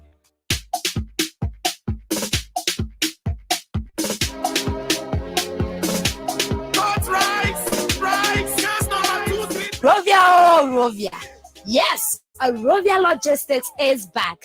Have you been looking for a one-stop shop to rent and hire machineries of all types? Look no further. Rovia Logistics Incorporated is the answer. Rovia Logistics has wide range of machines like dump trucks to haul your sand, red dye, crush rocks, and border rocks. As for your construction needs, do not worry. Rovia Logistics have all sizes of yellow machines to meet your desire.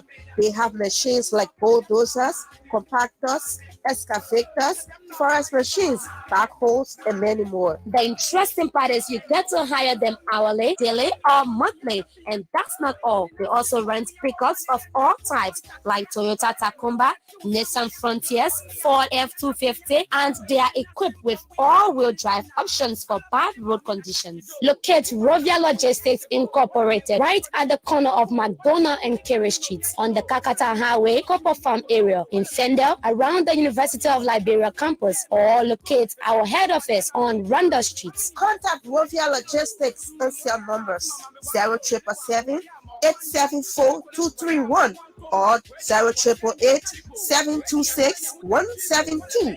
You can also email them on rovialib@gmail.com. Better still, WhatsApp Rovia Logistics on 0777-874-231 or message them on Facebook, Rovia Logistics Incorporated. Rush now for quality services at affordable prices. I like it. I like it.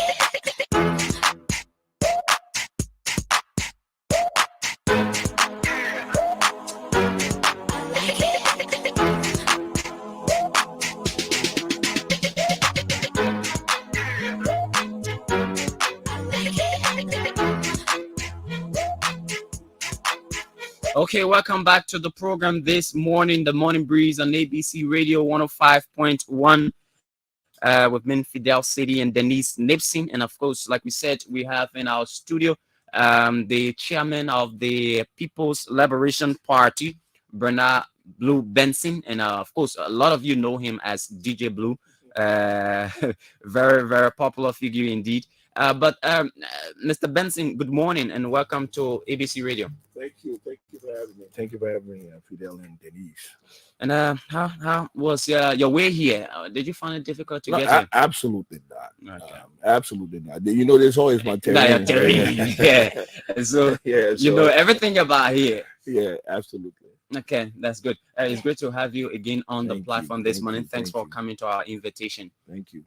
Okay, let's begin with the man DJ Blue. Just before you came in, we were talking about your story as an individual, the way you've just transitioned from being the entertainer to now a full-fledged politician, courtesy of your numbers that you put up in the senatorial elections. Sure. Now to being the chairman of a political party. Talk us through that. Well, it shows you that you cannot be complacent in one aspect. And most of these things, I think I owe it to God. You know, that's the first person, because sometimes it happens subconsciously to you. You stay the course, you keep being honest and committed to everything that you do. Consistency pays. And sometimes these things find you without you trying. I never. When I got into politics, I never thought I would have been chairman of a whole political party one day. Just say, when I started being an entertainer from ways back, I had no intention of even vying into politics. But you know, that life is such that way that it leads you, it defines you, and it leads you to places that you wouldn't have even had an idea. So it has been a ride. If you ask me to explain it, I really can't remember. But I'm going along with it, and I think we're going somewhere. Okay. Then it takes us straight to you're going to PLP. How did you make that decision? You know, I think. From my inception into politics, I believe, and I still do believe, that the only realistic avenue to economic redemption in Liberia is through tourism. I I've been consistent with that since 2016, 2017, or where have you, since I got into politics. And I think me and Dr. Cassell, we shared the same idea. Okay. We spoke, we talked, and I think it was something that he really had interest in. Okay. So that is how I actually got hooked up to the People's Liberation Party through conversation. And then that is how I got there. How did you consider the political ideology of Dr. Cassell? Just like I said, for one, Dr. Cassell, I think we have a lot of things in common. We have philanthropists who give us. Let me tell you the funny thing about Dr. Cassell. We actually went to La Cure mission together. Oh, good. Yeah, and I knew him as Daniel. Okay. But then many years back, everybody started saying Dr. Cassell, Dr. Cassell. So the first interaction with him, I'm looking at this guy. You know, something in your mind, you got a space in your brain that says, I know this guy from somewhere. And then an hour after that, I call him. I say, excuse me, Doc. Yeah, I say, did you go to like it? And he started to laugh. He said, yeah, we would have like it. But I think we share a lot of similarities. We believe in a lot. Of course, you know, I was always independent. All the elections I ever contested was independent. So that is how I got into the People's Liberation Party as a national vice chair for recruitment and mobilization. How did that go? Very well. I think under my term, we was able to amass over 200,000 registered members of the People's Liberation Party. Again, I got to give it up for Dr. Cassell. Our party is well structured. I think we're one of the only political parties that have offices, headquarters in 15 counties. Even some counties have 2-3 headquarters, like Nimba County, Bon County. And was able to get there and get to our people.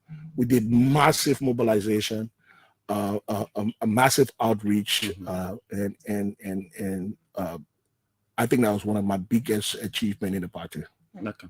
And what kind of president did Dr. Cassell intended to be? Just like I said from the inception, Dr. Cassell was a giver, a free-spirited, a man of principle. For me, I think Dr. Cassell was going to be a very good president for this country. I mean, he was a people person. You know, we used to be in the office, you know, try to shield him and say, Doc, you can't just meet everybody. No, let the people come, Lord. You know, and people would come straight upstairs and go and meet with him. And he did a lot from the Cassell Foundation, helped a lot of people. He just did a lot. I can't even begin to start to tell you. But you know, you can grade a person potential, future potential, by what they do now. You understand? So you know, I mean, I would have graded him as would have been an excellent president. Okay. So how is the state of the party knowing that he's no longer around and driven from the humanitarian aspect? Let me say this. Of course, it's an open secret. You know, our party was taken aback of all the events that transpire from last March to the unfortunate death of Dr. Cassell. Dr. Cassell, unfortunately, in Liberia, Dr. Cassell was the lone supporter of our party. So you know, I wouldn't be fair to you if I tell you that they didn't have a hit on our party emotionally, and in all sorts of ways. But I think you know, life, it is what it is. You know, I mean, the will of God, you just can't question. I think we pick up the broken pieces gradually, and we're beginning to stand back up. Has that affected the membership size of the party? Well, I don't think so. You know, the memberships are out there. You know, I think we did a very good job mobilizing. We did a very good job reaching out to people. They know what we've done for most of them in the counties and all over. I think for now, it's just being to reach out to our people and get them re-energized. Okay. Yeah. Now, a few weeks ago, you signed up to a document, and I think that was consummated on yesterday or the day before, joining the Coalition for Democratic Change. Was this a consensus decision, and based on what principles you decided to join the coalition? Let me say this. Any decision in the party is not a unilateral decision. Let me just get that clear. We've been, of course, in the opposition bloc, and we had conversation with the opposition bloc as a whole first, of course, and the GPC, which is the highest decision-making body of our party, deemed it necessary that because of based on ideological commonality, that they chose that we collaborate with the Coalition for Democratic Change, and that decision didn't remain there. That decision was brought up to a mini convention where we had our 15 counties participate, plus our executive committees, and it was unanimously voted upon that we collaborate. So this was a general consensus by the party, even if I didn't want it, even if the political leader didn't want it, that couldn't stop it. This is a consensus decision that the party took. Okay, so I mean, joining the coalition is an indication of you and the CDC having alignment in terms of political ideology. Absolutely. Okay, so what are those striking things that attracted you to the CDC? Roads. Fidel, let me tell you something. If you, of course, you know I'm on radio too. Yeah. If you listen to me, I've been one of those being actively advocating for roads in this country for I don't know how long, even during Madam Johnson administration. You know, roads bring out economic freedom to the country, and roads fuels tourism. How would the people see Batawi? How would the people see the Sapo Forest? How would the people see these massive touristic destinations only through roads? And I've been one of the biggest advocates. And let me say this: every regime has its constraints. You must say that. But I think that sustaining the massive road development is something that caught my attention. I don't even think this administration is actually tooting their horn as loud as they should. It has on them. But the inception of the National Road Funds held by Honorable Satu, doing a massive job. Look, you can't even talk about it, but you're seeing it. It's there. The road connectivity in and around Monrovia, and not only in Monrovia, in the counties. That is something that I saw that I said, look, I think that is a driving force to economic redemption. You understand? And who wouldn't want it to be sustained? And let me be selfish a little bit. I'm from District 17. Everything that I ever own is right there. We've been in the background speaking about the road condition across. You know, that road right there was dedicated in 1978. I don't even think none of your born said that. We're not around. Okay. I think I was 6-7 years old. Doing the OAU summit that was held in Hotel Africa. That road had less than 100 vehicles plowing it during that time of day. The reality have changed drastically. You understand?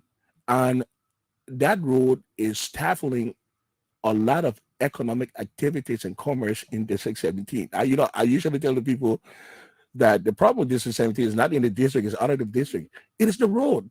You understand? And we are seeing the commencement of the construction of that road. We've been saying, I'm selfishly saying, look, fix that road, do it just like you did ERWA to Google up, and we've seen it.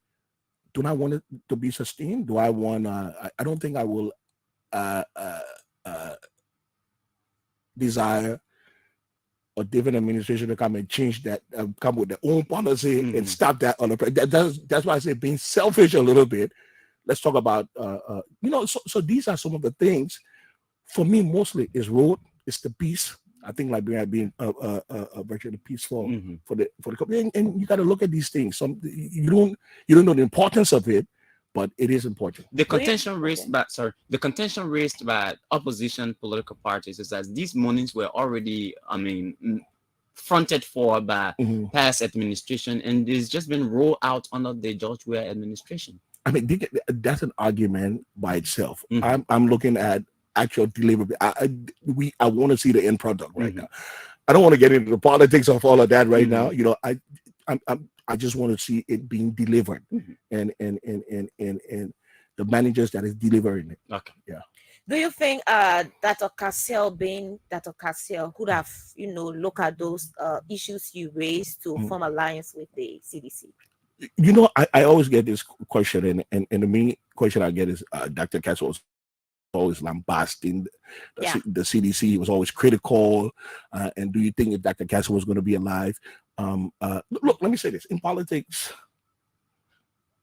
lambasting doesn't mean that you cannot form alliance. Look, that is not unique to only the PLP situation. A lot has happened. Let's talk about my beginning. Costa. During an election was absolutely against everything that Borka said. You see, today they're together. These things happens in politics. You understand? People align and realign. You understand? So I don't see why everybody acts as if to say this is unique only to the PLP. You criticizing and you checkmating checking and checkmating doesn't mean that you cannot form an alliance later. But consistently doing so is an indication of the underperformance of the administration. But don't you think you want to come and be a part so you can bring your quota in to help? Why not form alliance with those who are in similar direction with you? That's the opposition bloc. When I began this conversation, I said that conversations was held. Let me make it simple for you. If you approach a girl, she want you, don't force her. Okay. What do you mean? Okay, I think so. So you wanted to have joined the opposition, but no, we had conversations. And they did not seem like they want to collaborate with you. Absolutely not. We had conversations over 2 years. I'm not going to get into nitty gritty and about all of that, but we just like when I began, I said we had conversations. We've been looking for collaborative initiative of other actors for the past 2 years. Were the demands so high? I don't think it was about demands. It's never about demands. It's about respect sometimes. Okay. You understand? Just like I said, I can't I can't get into the bottom, but it's really about not demand, but it's about respect and courtesy and so forth, which wasn't accorded. Okay. Now back to the reason for joining the coalition. Even though you made mention of roles and the sustenance of our peace, but these are just two things. There are other things bordering on first the economy and other factors that Liberians consider as a reason for wanting to discontinue the leadership of President Weah. Now you've decided that you will join them. What are other principal reasons that could have informed your decision? Look, just like I said, Fidel, this decision is you can't questioning me to explain everybody else decision for actually aligning. You have followers. Yeah, of course, and I think I gave you mine. But look, just like I said, a lot of our partisans and a lot of our GPC officials saw the need that with our being with our proximity to the power, we can bring in our ideas, to push a better leadership. You know, sometimes it's really not about criticizing. Let me tell you about the People Liberation Party and how we do things. Our party came and we didn't only criticize. We provided remedy to situations. And that's just the kind of person I am. We came in with the Liberation Transportation, which brought the government feet to the fire. I know you saw it. That is how come the government brought buses. These are the kind of leadership it is. And I think with the proximity to this collaboration, I think we can do we can do a lot as a party. That takes me to the question, what is PLP taking to the coalition? PLP is taking a lot to the coalition. PLP is taking but somebody said, well, a party I've never been tested. Granted, I know. But you do have ideas. Yeah, PLP is taking our structure, our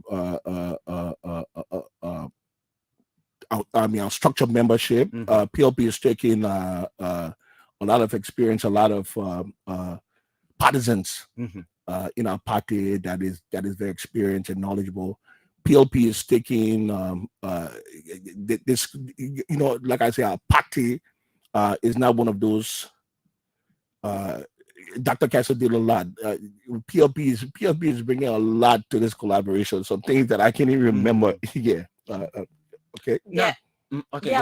There are other parties within the coalition who have complained about being marginalized. Why do you think yours will be different? I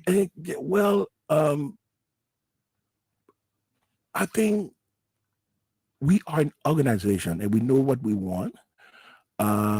We know what we are gearing to. I can speak for other parties who have been marginalized, but what I can speak for is PLP. We have our partisans that look up to us for these decisions and vying our collaboration in the right direction. I really can speak for the other party. I really can only speak for PLP. Yeah, I'm saying, why do you think they've been part of the coalition and, you know, complain that they've been marginalized, have not been given the opportunity to have, you know, or say within the coalition, and now you are forming collaboration? Do you think that would change? I think that would change. I look, people treat you how you show them. Absolutely. That's it. People treat you how you show them, and I think our party is a step far higher than that. That I can promise you. The MPP is a party we all know that gained leadership in this country, and they have been complaining about that. And PLP. Why the MPP complaining? Why they still a part of the collaboration? That if something is bothering you, complain about it. Get out. You have every right to get it. Why are they still there? Why 6 other parties coming? Why besides PLP is 5 other parties coming to join the coalition?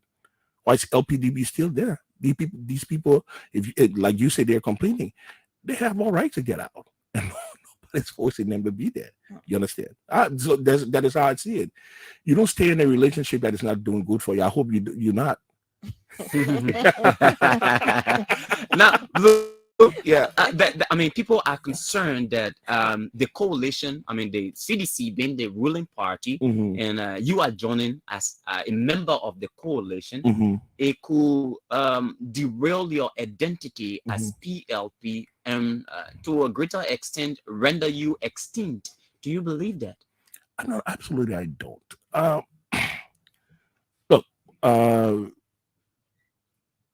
the first thing you know me, I'm a marketer. I think these are some of the attributes that I actually possess. Not possess. These are some of the attributes our partisans saw into me to make me the chairman of a party on white ballot. Should I tell you? Yeah. I think our party will maintain our identity. Okay. We are joining the collaboration, but we are not going to lose those things that made us the People's Liberation Party. This is a collaboration, and when you collaborate, you know what it means. I don't think we'll lose our identity. We'll continue to do the things that the People's Liberation Party do. You will see our ambulance even far after elections. You see our ambulance in the streets. You see our buses plowing the streets. You see things. You see a party. You see a different party running. You understand? Yeah. Now, after the decision you made to join the coalition, we heard on different media outlets some of your partisans complaining that decision did not meet the acquiescence of the entire membership of the party. Does it in any way bother you that some of your parties, partisans, are complaining? Absolutely. Fidel, these things happens in politics. You won't be able to satisfy the desire of everybody. I think my job as a national chairman is to reunite, is to bring the partisan back together, and I think so far I'm doing a good job on that. I sit there and talk to them, because these decisions are the decision of the governing body of the party, which is bigger than the chairman, which went to convention, which is even bigger than anybody else in the party. So, these things, I think my job is to reconcile, is to call our partisan back and talk to them. And we've been doing a very good job doing that so far. Okay. And you think the future of your party is in good hands? Let me say something. And I'll bring you to this.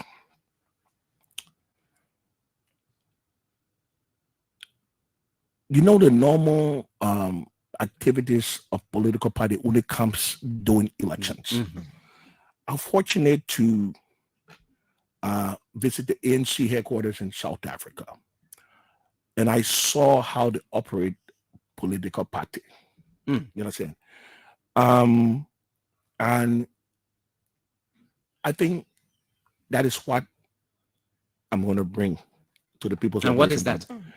To sustain active engagement for the next 6 years until the next election, to be in the eyes of the people, to keep our party running. Brother, so now after election, you see all the traditional parties, the absolute dormancy takes over.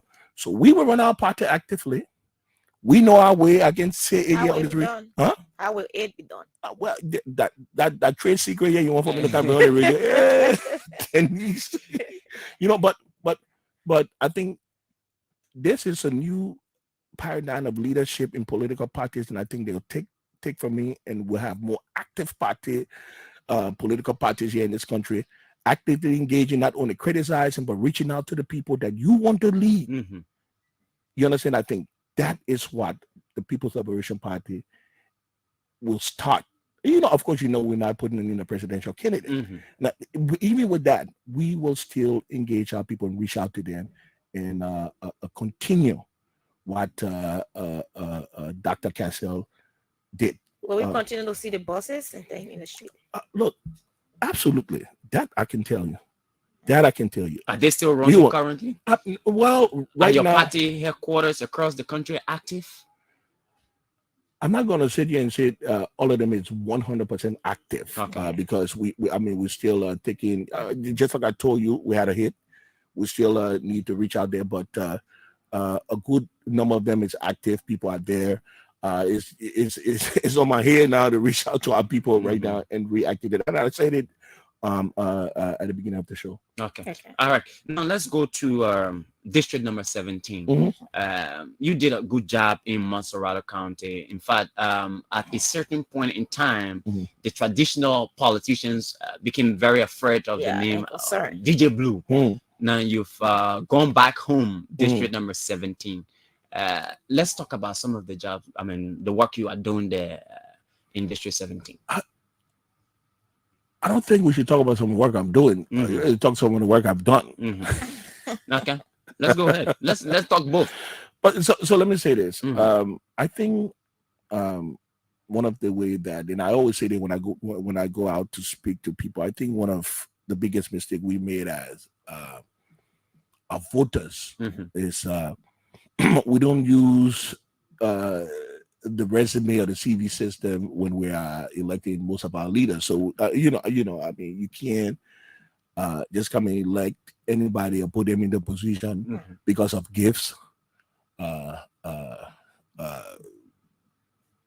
Very instantaneous projects that you see going on. We call them election projects and so forth. But if you just ask a simple question, show me what you've done for your community in your district in the past as a regular citizen, then I'll know that quantifies you. We know you got some sort the connection. Some sort of inner commitment and passion, should I say, to serving your district. And we started this since 2011, 2012, when I actually moved back into the district. When I was still a DJ. Well, I'm still a DJ anyway. I still love music, so I'm not going to divorce myself from that.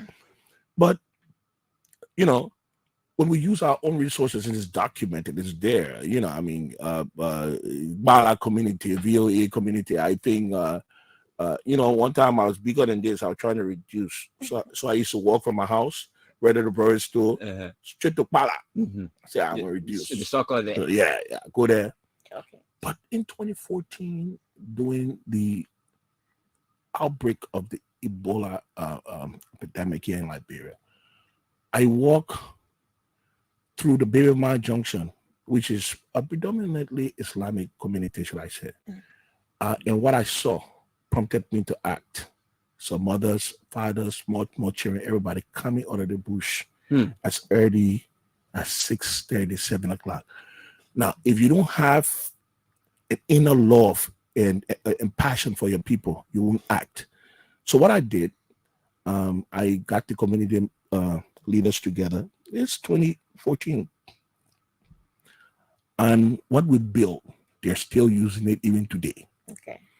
We built one of the most modern latrine ever in Liberia. Because guess what?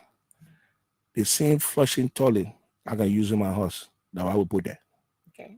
And it's still there. They're still using it. It's not a pit latrine. You understand? And I think what that did, that ease a lot for the people in terms of cholera, because people was dying there from that. Almost 7,000 people you got living there. Fidel, you know, that area is super populated. People build a house, unfortunately, don't build a bathroom in the house. You understand? So that was one thing. But I think one of my biggest deliverables to the district is came in 2016, 15, 16, when the then commander Yancey, Zone 6 was there. And he came to me. You see, the kind of leader I am, I don't like to wait on people to do things for me. I like to start it because, listen, I'm a marketer. When we are having a show, one sponsor, we take the first 3 steps. And then when they see it, then they come and finish it. But you just go to somebody and say, "Hello, man, I want you to sponsor this whole thing." So he came to me and said, "Listen, I have an ambition. I want us to build our own police station here." Okay. And I saw it. I said, "Wow." I bought into that. I was not into politics. We started that project together. I spent over $35,000. SETI brother, Jetty. As a matter of fact, and the documents are there. I mean, you can call Yancey. Over $35,000, making me the biggest sponsor in that project, which other citizens came in and helped. Okay. And when we brought it to a certain point, that is how I think either you say it or whoever came and just finished. So I think, and when I talk about project, you're not going to hear me talking about hand pumps that we put in students that got on scholarship and all that, because I think you should do it. But I'm talking about projects that serve the people as a whole. Okay. When I hear some aspiring talking about hand pump and I put light to the junction, or I pin it, it seems to me that what are you doing for the people? I say, what are you doing for a small area? What are you doing for the people as a whole? So I think those things are intervention into a lot, even in the medical sector. my father died in Broadville because of the lack of just an ambulance to take him from La Care Mission to Island Clinic. So I had promised myself, I said, as soon as God bless me, soon God bless me, you know, only blessing Thomas, small thing. Soon God bless me. The first thing I would do before I even get myself a car, I would buy an ambulance and I'll make that ambulance free. And video, look, this phenomenon that the more you give, the more you receive. Yeah. Do not overlook it. Do not overlook it, because there is no set plan on supporting the operation of that ambulance, including medicines, including paying the staff, including putting fuel, including maintenance. There's absolutely no plan. But how happy, man, I don't know. You can just come. When ambulance need fuel, because guess what? When we pick you up, they don't ask you what party you're from or what your tribe. Yeah. They take you to the hospital for free. You don't buy fuel, you don't buy anything. We take you to the first hospital. Yeah. Redemption. For free. Absolutely free. And I think since 2017 it has been in operation. And let me tell you the funny thing. We deliver over 73 women have given birth in the ambulance. Wow. Because when we got the ambulance, we said that this thing was only run from 12 o'clock to 6 o'clock, because during that time, if you a poor person, you don't got so yeah, you straight shout out. And we use Zizibala, the Kapao show.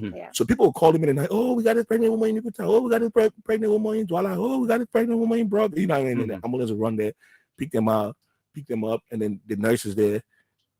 And sometimes it went on right there. So the name for the children there. For now, I'm gonna DJ Blue there. So I think these are things that we've been doing. Yeah. And the outreach, the every Saturday outreach in different communities within the district, I think that has been a look, Fidel.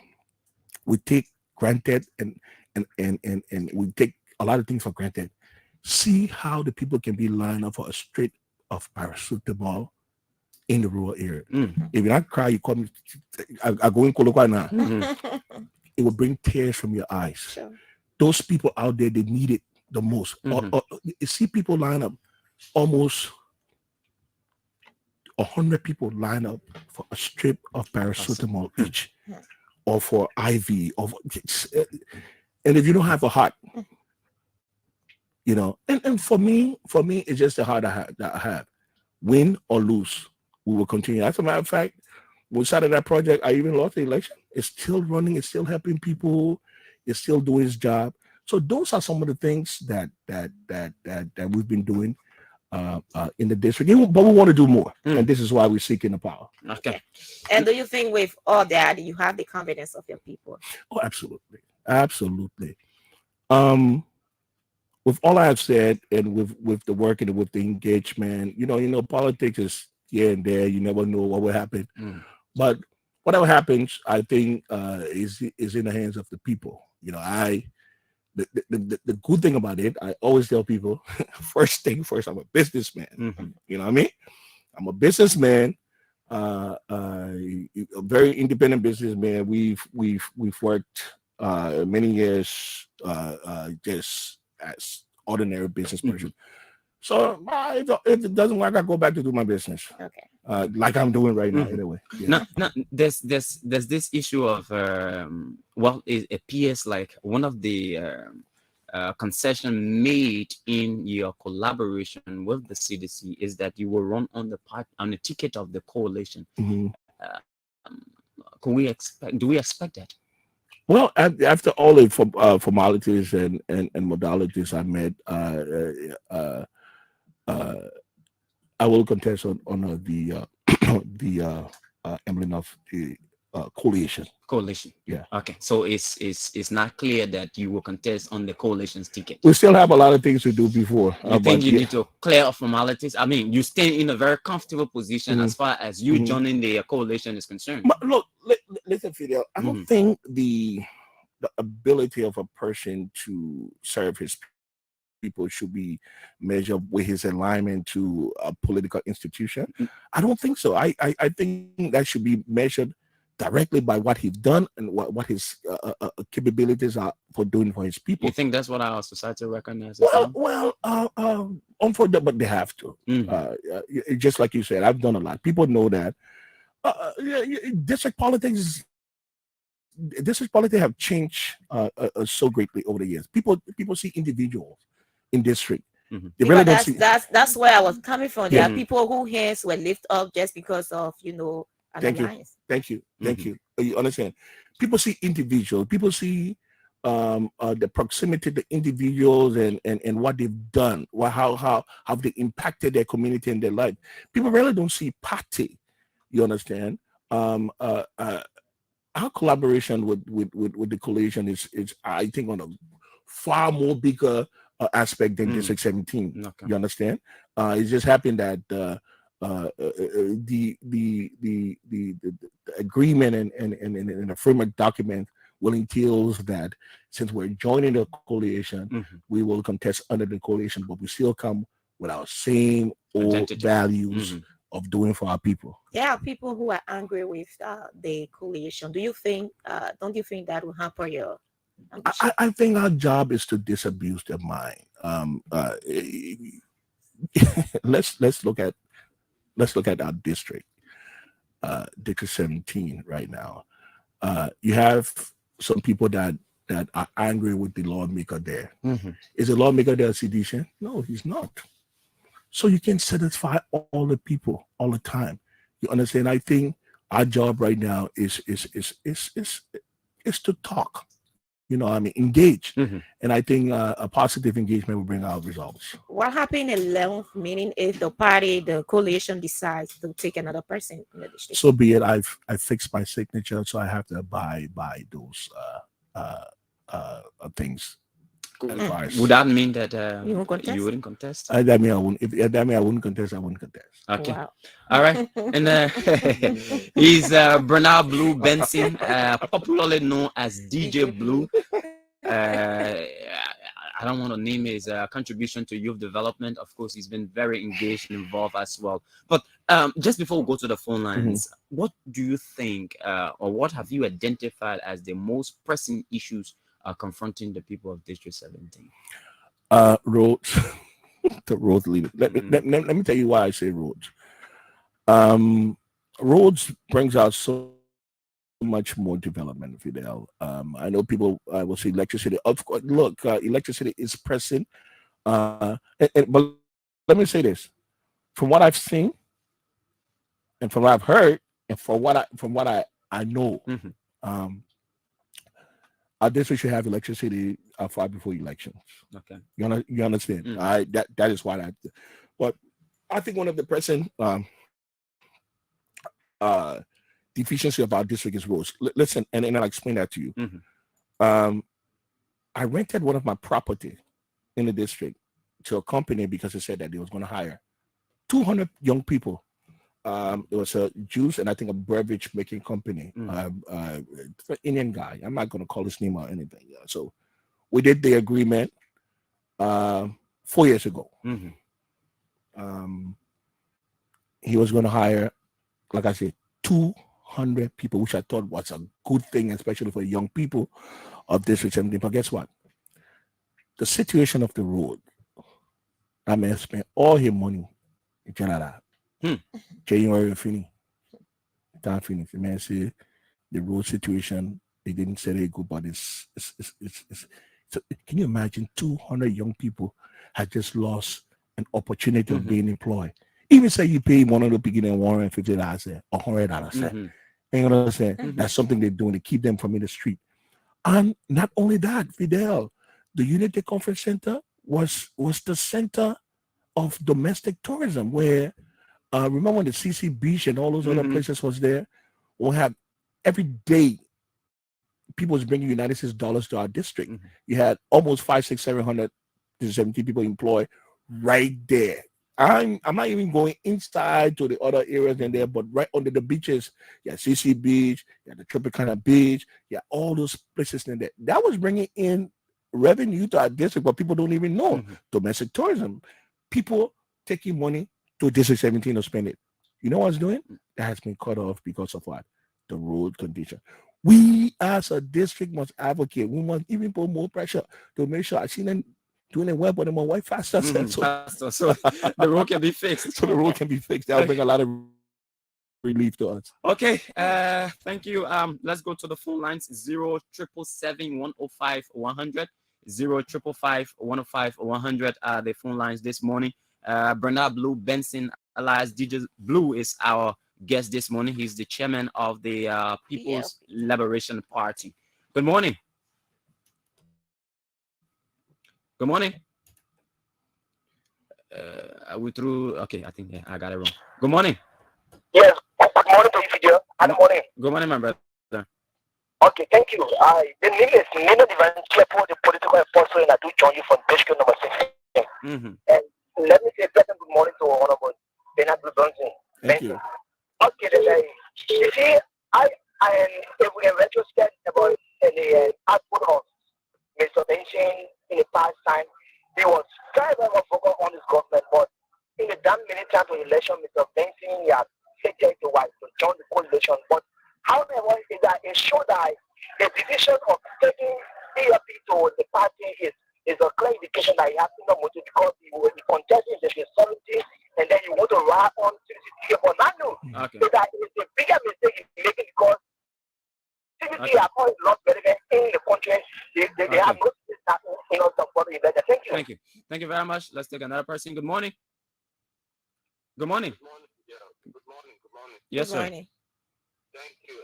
Thank you for this opportunity. My name is Calvin Adonis Roland, and I joined the party making conversations and the third district. And I think this morning, good morning, Mr. Blue. I think that the interest of our people is very key, and to be very open and honest, I was very frustrated with one of your comments made against my person. In one of our chat rooms, upon my man, we're not in a chat room now. You can't. I just want to make my point quick. Yeah, make a point quickly. We're not in the chat room to verify the information.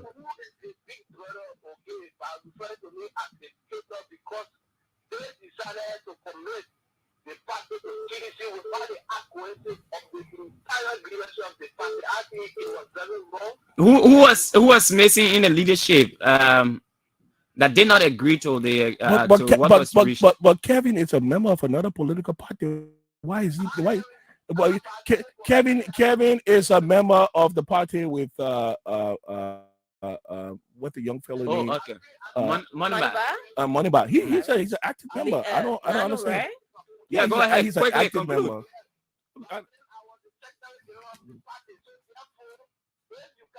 Secretary.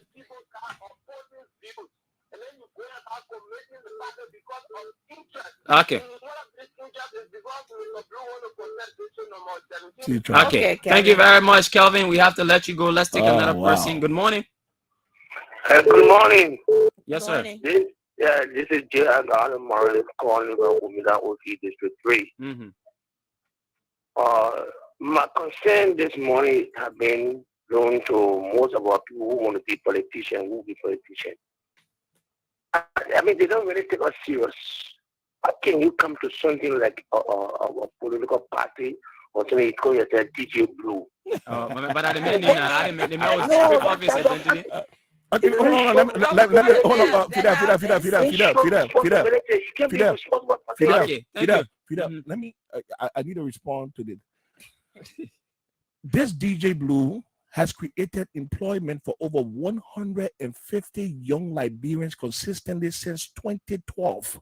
This DJ Blue had young people employed in 5 subdivisions. This DJ Blue have brought to the limelight a lot of Liberians that you right over there, I think you are fanatic to, including the Herman Costa.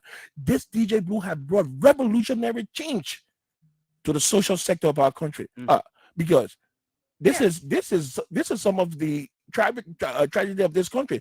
People box you and take you because put you in a box because of a title, and they are wrong. Show me, what have you done? or what have some of the people that you look up to, how have they impacted this country? And you say, how can a person come named DJ Blue? What's wrong with you? They same DJ Blue got almost 30,000 votes right here in Montserrat County because they got brighter people that saw his delivery in this country. Let's get good morning. Yeah, good morning. My Michael F. Aduko from District 16. Thank you so much, FIDEL and Dennis. My question has to do with your studio guest. The question number one has to do with why do he think that he's My question is, why do you think that he is the best candidate of this? Yeah. Why do you think that he is the best candidate among all those candidates that is contesting, and what really he's going to bring on board? And lastly, you said question now. Lastly, when DJ Blue was contesting for Montserrat, we saw all his amulets carry Montserrat DJ Blue for Montserrat, but now all those amulets have been transferred. All those amulets names have been changed to District 17. So all right. Thank you. Good morning. Good morning. Yes, sir. This is Michael T. Joseph calling from Motosonom. There's a leader that we need within our district. And our Blue is a good leader, and I believe when he takes one of our districts, he will do more than what he has done before. Can you imagine? There's a man in power, he has done all these things in the district. Can today, my man, we're not even people, man, we're the young people here. We need Blue in the district. So thank you very much, Blue, and God bless you. Thank you. At least on my day. Good morning. There'll always be a opposite side. Yeah. Just the ambassador. Ambassador, welcome. DJ Blue, I think we don't take my number now. I'm so sorry that I'm due to go register in a day, but due to the cover, I'm due to go register in a day. So why you for me? I beg you, please give my number to DJ Blue. Call the number. My number is 0770 97 59 78. Tell Ambassador for ABC Radio, please give my number to DJ Blue. Let me hear myself work together. Okay. Thank you. Thank you, Chief. Good morning. Hello. Good morning. Yes. Let me say good morning to people on DJ Blue. Let me say good morning to you, FIDEL. My name is Alvin Daniel, and I call for the UN draft. Well, let me appreciate people on Blue this morning for all of the elaboration. We're back to the CDC because, when serious people see serious things, they will always like to power the serious thing. DJ Blue is and the Mother Coalition of Democratic Institution of serious political institution who will see this country transform. DJ Blue, he will not sit down on the firewall and see people and something how to go. I mean, the step in the country, which we get it. Yeah, the people we better adjoining people. Look, you ask one of our questions saying, of people said that all of the road president we are building in the place here, the money was secured by the United Party level. Okay, yes, we agree. If people come out here and say the president we are corrupt, president we are just stop all of you road for there and say, well, this is my government. You work for that. I'll take all of them and bury you. Okay. Thank you. Thank you, my brother. Your point has been made. Good morning. Good morning. Okay, we lost that person. Let's take another one here. Good morning. Good morning, FIDEL. Good morning, my brother. And good morning, the sales Denise and Mr. Benson. Good morning. David E. Harris and I call from Benson Street this morning. Yes, David. Mr. Benson, thank you for coming on. I like you when you do your politicking. You don't attack personality, you attack the issues. You deal with the issues that are confronting with your citizens. But my thing is this, according to sources, they want to put in colloquia that the PLP was broke. No money in the party. That is the reason why you ran to the CDC to align yourself with them. Can you speak on that? Okay, you're responding. Okay, thank you. You will respond. We have another call here. Good morning. Oh, we've lost this person. So I'll go back here. Good morning. Good morning. Good morning, FIDEL. Yes, yeah. Let's hear you. Don't go to highlight. My man, I'm highlight player. Go ahead, make a point. Okay, thank you. Good morning. My name is Shrek Bigger Junior, I join you from Panavia Jarvis Market, district number 12. When you see the point of going here, they are the force of the point of going here. DJ Blue Jay enter politics a few days. Hello? Yeah, DJ Blue Jay enter politics now. How the cost? I don't know. No, I said, would you say DJ Blue the cause? Why the country going back? That's why I'm asking. The man who just enter in the few days, what it may the cost? No, I worked in government before. Mm-hmm. You know, your stuff, you know, the point of which your country have been governed by this foreign regime. Mm-hmm. No rule of law, no security. So, I mean, everything. People that have been forced, but because DJ Blue fine. But it doesn't give anybody right to decide who another person supports. I tell you, it doesn't give you what you are saying over there, that DJ there's something that it has not. But let me tell this to you, Fidel. I would disagree with you. Mm-hmm. When you look at your people being marginalized by a specific government, I don't think that you should not reason to join with that government. So that's why he said he wants to help. That's why he's coming in. Yeah, I don't really get you. Yeah. Okay, then we'll have to let you go. Thank you. Thank you very much. Everybody. Let's go here. Good morning. Good morning. Yes, sir. My name is Alexander Prince Camargo, with district number 17. Mm-hmm. I'm one of the strong supporters of Honorable Blue, and I know the level of work he has done in the district. Thank you. And then he contested for the central seat, and he lost to Honorable Joseph, and he remained in the district working, and we remain strong supporter of him. Okay. So we'll make sure he will win the district. All right. Thank you, my brother. Thank you very much. Let's track this line again. Good morning.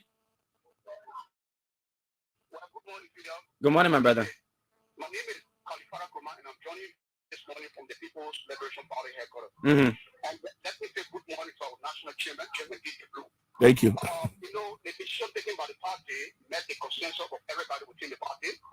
And we believe with the People's Liberation Party, our presidents within the coalition, we can get the president move this country forward. People continue to say that the Kasel had this agreement with the government. Yeah, it is true. The politics, we will agree to disagree, and to disagree, they agree. So even if the Kasel was alive today, and then majority of the people within this party agree that we should go to the CDC, the Kasel as an individual cannot put stop to it. So the party was, this party is not the party that belongs to the Kasel. No, it's only Okay. the people thereof, but this party taking the decision is in the interest of everybody. So the decision met the agreement of majority of the party. Okay, thank you. Thank you. We have to let you go, and let's take one more call, Dennis. We get to Bernard Blue Benson, and then because of time. yep. Okay. So let's take this person. Good morning. Good morning. My name is Randy Pastor Dandy, and I'm calling you from Commonwealth. Yes, brother. I would like to say good morning to the most powerful national chairman of the People's Liberation Party. So. Also, the incoming representative of Jesus OG. Yeah. About decision made by the GPC that met the agreement of all our political parties leaders across the country. Mm-hmm. Those guys you see having pocket press conferences all around, they're not even leaders in our party. But the national chairman says the reconciler is calling them back on board. Then some of them are even important to be leaders in our party. Oh, that Kelvin you talking to? They are aspirant. You're making reference to Kelvin Vola?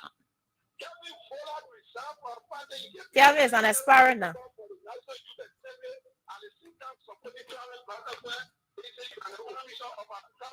Yeah. Okay.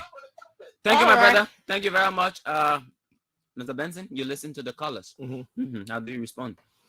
So the first question asks, why do I think I am You best suited? Best suited. Mm-hmm. Look, I think my vision for District 17 is unmatched.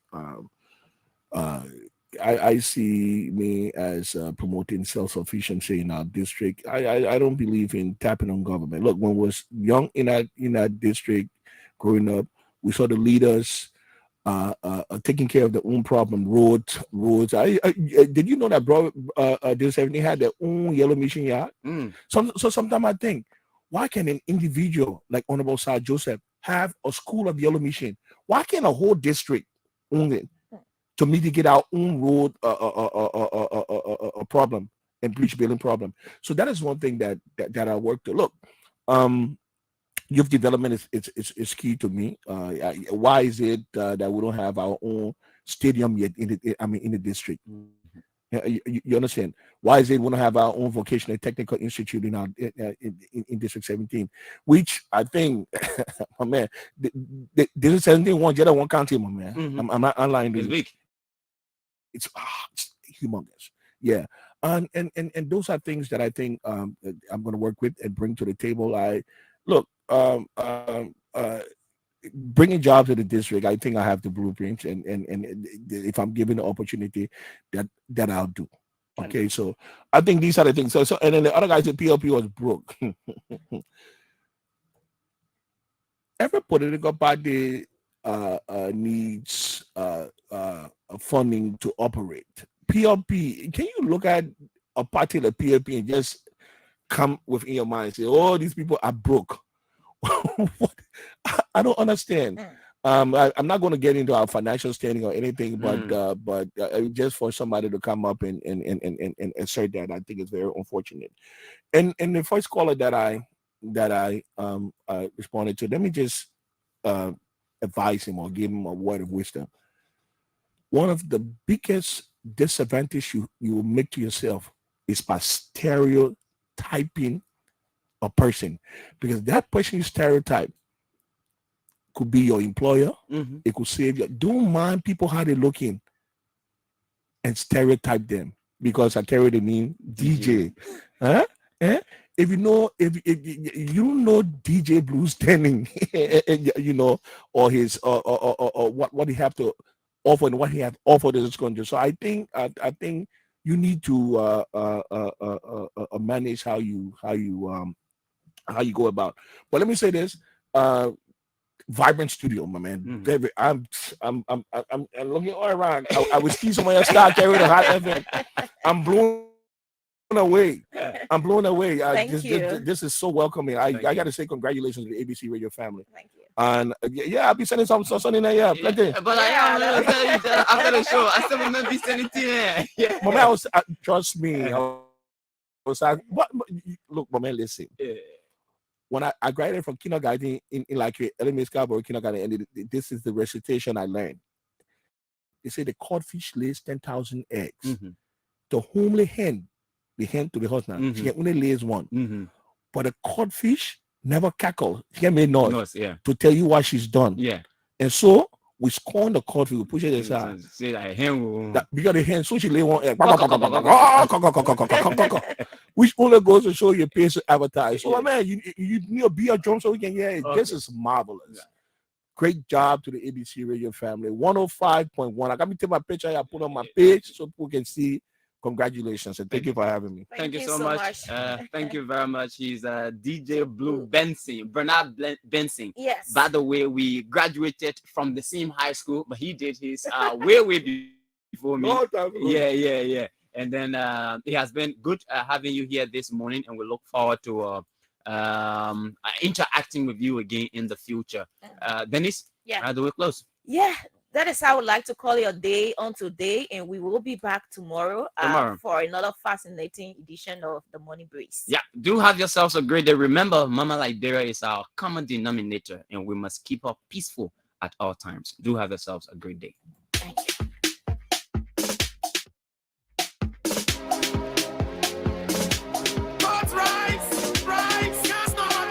Rovia.